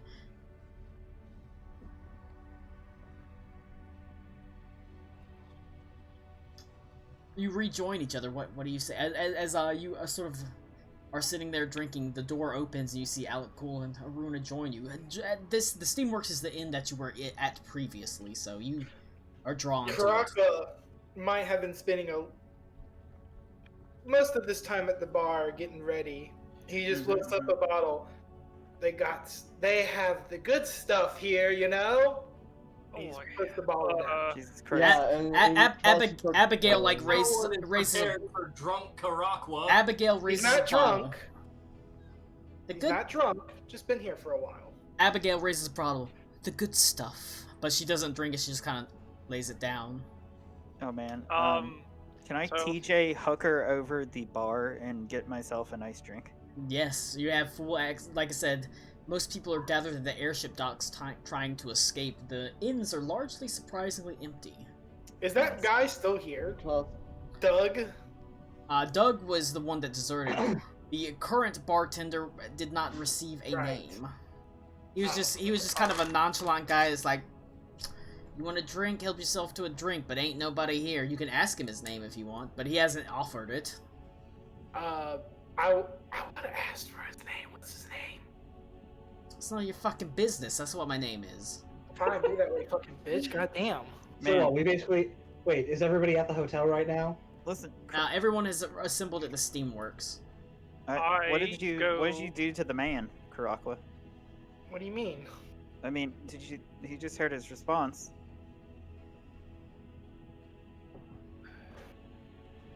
You I go just to asked him Eno. his name and he fucking basically flipped you off, you dipshit. Look, he may be an asshole, because I but was going he is giving us free drinks. You can call He me. doesn't want to tell us anything. You can call me Jim. That'll be good enough. Okay, sorry. Ito, your retainers are on an airship, the airship we were previously on, headed towards south, but presumably Prost. And then I told them we would try and meet them there, and that if we were not there within 2 weeks, that they should go ahead on back to the Ile de Roy. I mean, they're not going to be in Prost in 2 weeks, so. Well, I said for them to wait there for 2 weeks. And then Adelindra, naturally, wasn't going to leave. So she's still in Festenhaven. And we told her if we could, we will attempt to come back and help her. She said she's got about 5 days of hold at the most. So about 3 to 5 days of time before she's over. She's And- overrun, and she starts falling back. And So- we have exhausted essentially the uses of our teleportation past once more, and I would presume that she does not want to go into further danger. So unless we're teleporting to somewhere nice and sunny, I don't think we're getting another one. Could have been a lot worse, Ito. Yeah. I have a very long farewell letter from each of your retainers if they decided to stay behind, and I'm not even lying. I crit past the. Don't tell me the- that. I crit past the Yes, roll to kids. convince them. The to leave. metagaming. Could have been real bad. Yeah, right. Our GM's the worst metagamer. The problem is I had this great scene in my head where Mayora's got tears in her eyes. She's holding the dogs as Bromwell and Shush. Dags decide to stay behind and die. They didn't do that. Anyway, I sorry, don't- Ito, we I couldn't get your. I wouldn't have done that to Bromwell and Dags. Sorry, Ito, that your former wife has bigger balls than us, and we could not convince her to leave. But that's probably the best place for her to be, and she knows the land really well. And if anyone's going to fucking live, it's her, and you know it. We'll probably see her bloody, battered, and bruised later on.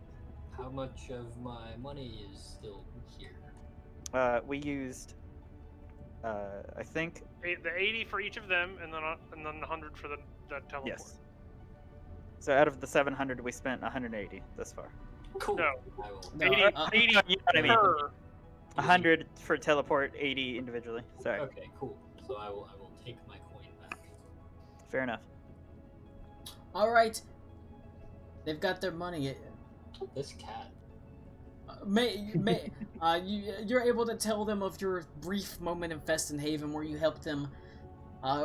You sort of frantically repaired the airship stuck just outside the city. Where you were able to talk with Ito's retainers and Adlindra. You were able to convince Ito's retainers to head south, despite the fact that Bromwell wanted to stay because Adlindra was calling for every man that could wield a weapon to prepare to defend, and he kind of wanted to join that, but you convinced him not to instead head on the longsword. However, you were not able to convince Adalindra herself to leave, who said she would stand. She suspects she has 5 days of hold before she's going to have to start falling back, but as far as she's concerned, that's 5 days of head start for the civilians that are going to be rushing out the south gate as best as possible to retreat. And then you were able to take Delilah and head back to Ertzig, leaving one desperate situation for another in the city of Ertzig. And that's that's basically what happens in Festinhaven. I didn't miss anything, right? I don't think so. That's pretty much. Okay. And so you're able to kind of tell them what happens. Delilah joins you at the bar and says, she sort of takes out a pipe and sort of starts smoking. You haven't actually seen her smoke a pipe, but she has a pipe that it looks like it's a bone pipe that's scrimshawed into a dragon's head and says, I don't smoke often, but I need it right now. So what's the plan, boys? We're leaving in the morning, right? Yes. Where to exactly? This is probably going to be a lot of arguing and drunken fighting until we figure out what to do. Yeah, Klaus is like pours her a drink and just passes the glass over. This is my plan. You're too kind. Would you like a puff of my pipe? Oh, please. What's in it? What's in it? I'm not even gonna ask. I don't even ask. If you have to ask, you're not going to want it. She passes the pipe over I to just you. want to know. I just want to know how fucked up it's gonna get me. Oh, you Just don't. smoke. Oh, this will keep you up all night.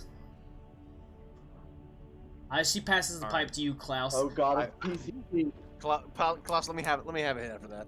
Klaus, roll an Arcana check. PCP. It's a what? Arcana check. Okay. Damn, I gotta do my character sheet.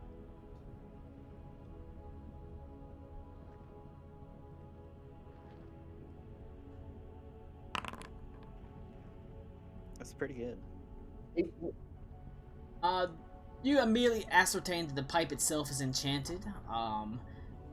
Would you like to make any particular color or shape come out from the smoke? Ooh. I want to make a dragon fly out. Alright, you take a puff of the smoke and you plan for a dragon to come out, and an acrid green skull pops out. Oh, that's As you sort of Nice. You sort of grit your lips and you look at it, and it seems to turn at you, and you can see there are two bright eyes with slitted pupils that are looking at you, and you almost sort of drop the pipe. He says, be careful with that! An antique. It's fucked up is what it is. Well, if you don't know how to use it, don't mess with it. I'll hand it back to her. You can't help but feel... I mean, it's a disconcerting feeling. As you can sort of take your bandaged arm and you sort of you can feel it tingles. As you have to sort of take your one hand in the other and gently squeeze it to get the tingles to disappear. Yeah. Yo, I want to hit. Can I just like offhandedly ascertain from watching that what it is, or attempt to? Especially if they're both taking a hit. Actually, can I ascertain what the skull was? What the deal with that was? You can make a religion check. Mark your dice roll, Tommy. It's Beaver's dice roll. It's Beaver's time to shine. No, that's fine. I was just asking. Since it was magic bullshit, I'm excited. 15. That's pretty fucking good. Yeah, I'm gonna kind Colin, of. is there gonna be any more for Ito? I gotta bounce soon. Connor, leave. Go have dinner. Goddamn. Get the fuck out. Alright, so Ito dies. Fuck you. So now we can Yeah. take our RP seriously. Alright. Beaver, this is not a good feeling. You can't help but feel... It's almost as if walls are beginning to close in around you. Eyes are beginning to watch you. You feel watched. As you sort of are able to look around, but you don't see anybody but your friends there. And the tingling and numbness in your hand passes, but it's still ever present there and sort of in the back of your mind that it happened, that this is something watching you, something waiting, something thirsty, something hungry. Yummy.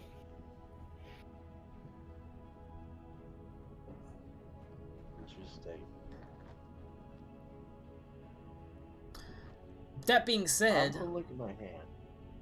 Say what? I'm gonna look at my hand. I'm gonna look inside my palm. Are you undoing your bandages?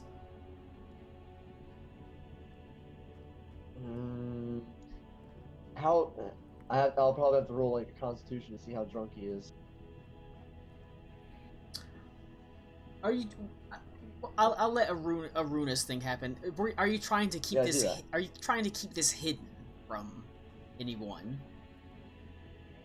I'll try and do it like slightly surreptitiously, but depending on how drunk he is, he might be just bad at doing that. Roll a... I imagine you might have had a couple of drinks. In that case, roll a deception with disadvantage versus Aruna's insight.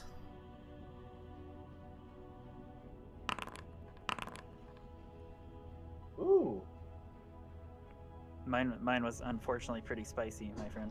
Yeah, his was better than mine. You can see, Aruna, you can see a skull form from the smoking dragon's head pipe that, Delilah passed around.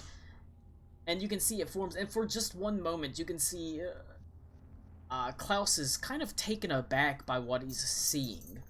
There's just this pause. It's almost like a heartbeat that skips, or just a breath that hitches before he sort of brushes the smoke away quickly, and the skull and the acrid green smoke sort of disperses and the skull is gone. But you did see something that caused him to pause for just a second whenever he saw it. Okay. I'll pour him a nice strong drink and just do the nice slide down to him and pat him on the shoulder for now. Alright. Oh, thank you. And he takes the drink and he just downs it. Okay. I'm very much going to watch if Joseph Smoke takes a puff and if Delilah continues to do so. Nah, Joseph Smoke sees the fucking little thing too. He's like, all right, I'm definitely taking a hit now. It is a magical pipe. If you want to take a smoke, Joseph Smoke, roll an Arcana check. Arcana check. They don't call him Joseph Smoke Oh, for well. fucking nothing. Well, they're all Oh, getting shit, their I got puff no puff fucking- Well, on. I'm I'm saying- just gonna go make I'm Well- just gonna go brew some tea. While you're doing that, you sit down and go brew some tea, and almost immediately you hear a sort of a quiet thud as Cora sits down on the stool next to you. You feel a weight on your thigh as Bruno's sort of slobbering head rests his head on your paw and says, "So, I know it's been a couple of days, but I've been really busy. How things go for you?" He just breathes a deep sigh, atrociously. Sadly, it seems the strongest person we have here will not help us.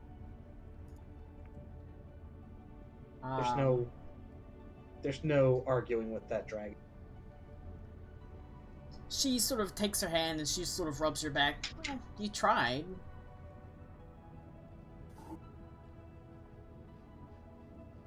I wish I could say that things went better for us, but I mean, there's 4 entrances into the mountain, and we're spread really thin, and I've been moving back and forth to see at least what's going on. I crit my Arcana. What do you Whatever want? you're What do you want the recalling. smoke to look like? I want it to look like an angel's wings. Gay. It Oh, glows. I was hoping it was gonna be a Is that your flaming tramp motorcycle. stamp? Joe's the smoke. Angel's wings begin to sort of sprout. Unlike Klaus's, it does match what you want it to. They even glow slightly as Delilah says, not bad. Do I get a weird feeling too? No, not at all. Ah. Not bad, not bad. Am I sufficiently schwacked? It's roll a Constitution saving throw. Constitution save. That's a 15. You're fine. Damn it! Fair enough. Alright, continue with Reed. She sort of rubs her back, Reed, and says, I wish things could have gone better for me too, but SARS are spread real thin. And people, you know, we're trying to buttress the gates, but we also have to send a bunch of people to the airship landings to keep things in line. I mean, people are panicking, Reed. And I can't even say I blame them. It is a tough situation to be in. But one, none of us would be if I could have just convinced just a little to care about this humanity.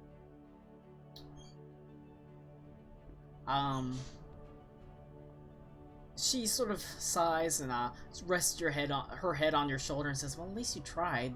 I don't think anybody else has. Dragons are, from what I hear, pretty hard to deal with. Not that I've ever met one myself. Gen was much more willing. I wish we could find him. Have you tried getting in touch with him? Last time there was no answer. Yeah, We have no idea where he could have gone.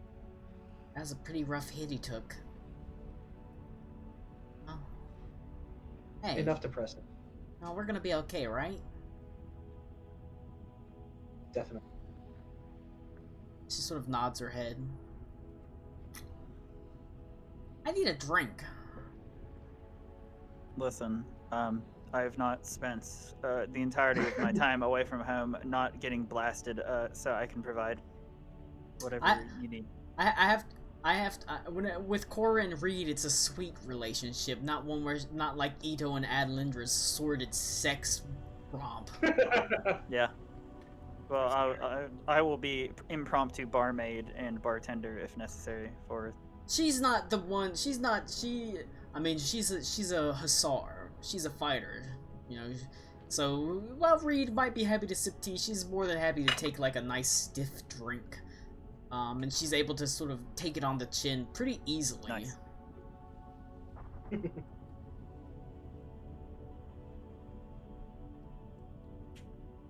I mean, come on, I Rockwell. couldn't even destroy the dragon while sober. Imagine if I tried doing it while drunk. Barakwa. Crockwell. Correct. Abigail sits next to you. And she says, so,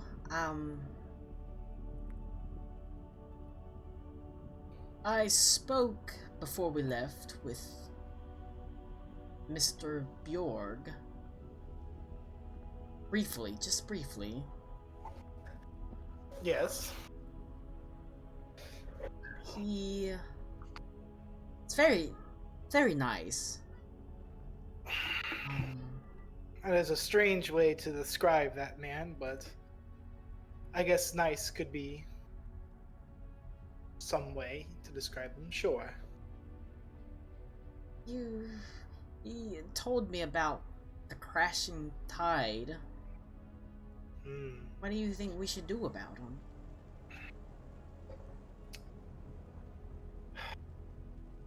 Honestly, with everything else going on right now, Boy, there sure are a lot of quests being put in front of you.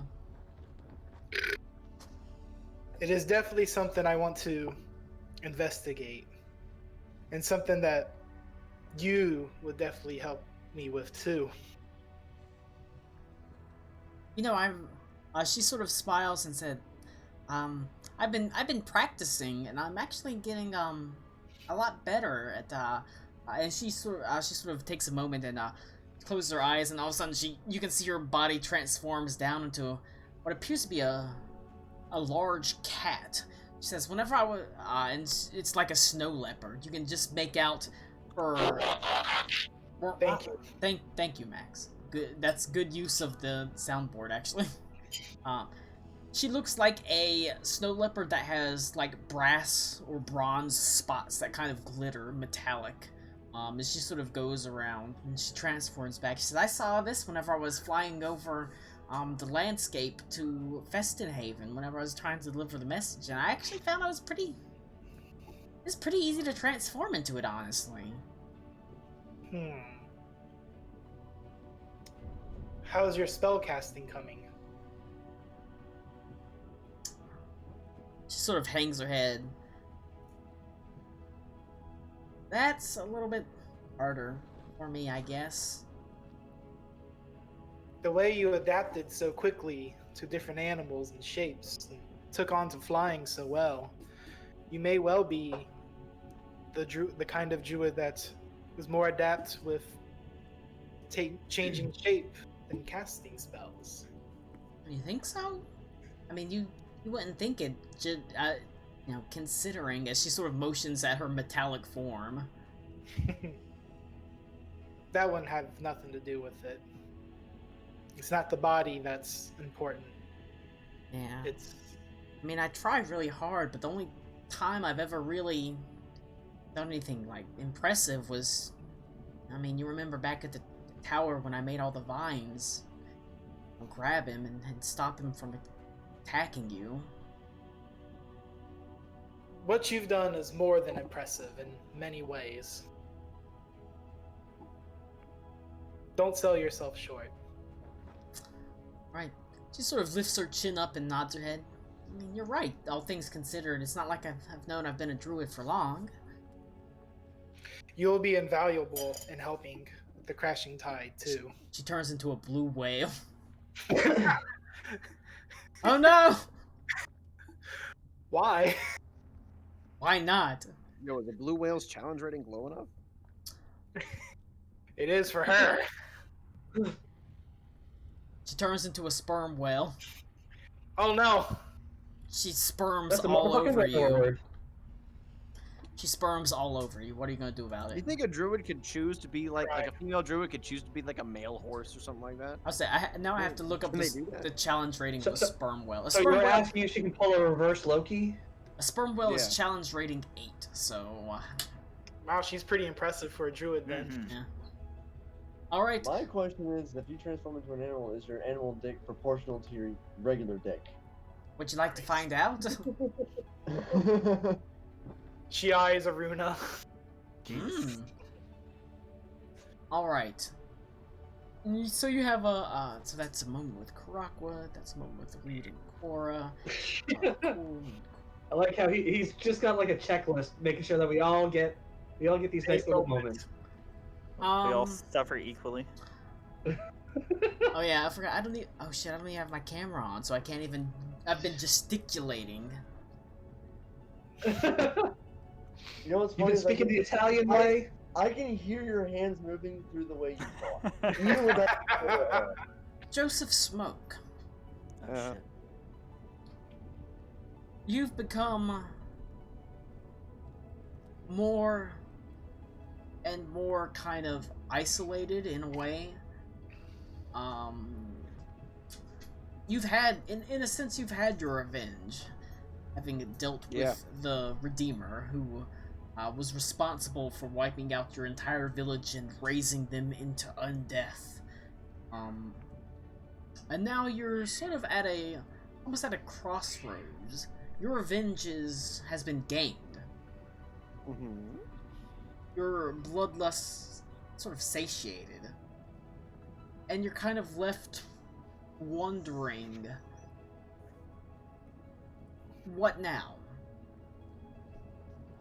Yes, there's this problem that is going on, but you've got a pretty easy escape. You can ride this airship and eventually just get off somewhere, and you know to flee south and away. You know where it's coming from. It wouldn't be too hard for you to escape. What is drawing you to staying with them when you could, and risk, the reality is risking your life?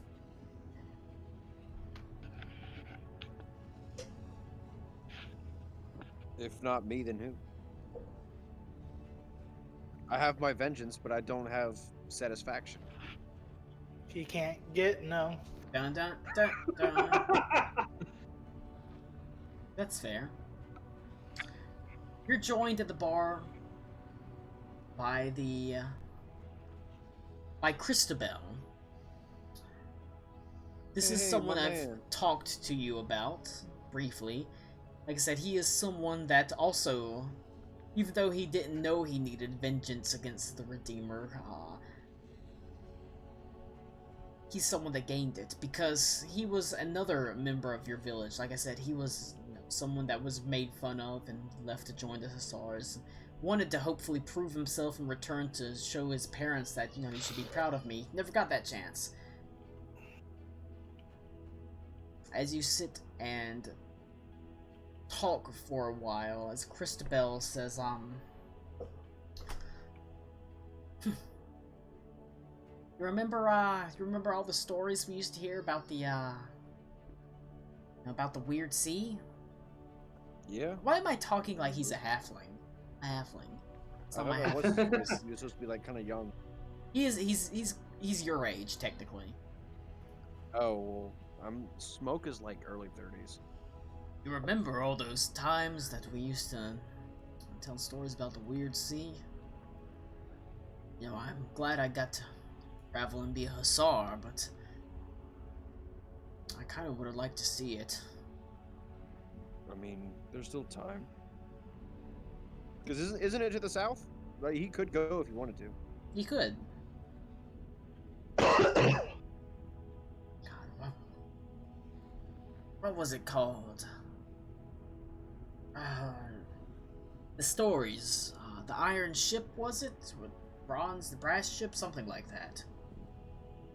That's a you question, Colin. I don't know. Would Smoke know?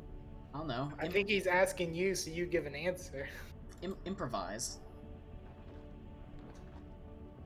What were my options again? It was Iron Ship or what? Iron. It was what was it? The Iron Ship or the Brass Ship, right?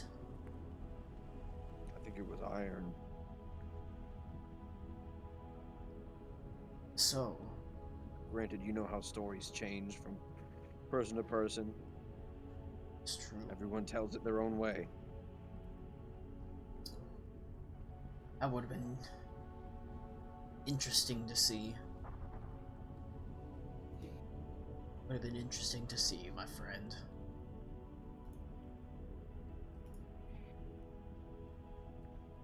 He pours a drink for you, and he pours a drink for himself. And soon you all have drinks in hand. This is technically at this point. Oh. Go to there we go. At this point it's the 3rd of April. After you as you sort of raise your glasses up. Take a drink. As you lower them, you think about what tomorrow holds. Where you're going to go next. How you're going to deal the Heartless King, the Raiders of Black Everfrost.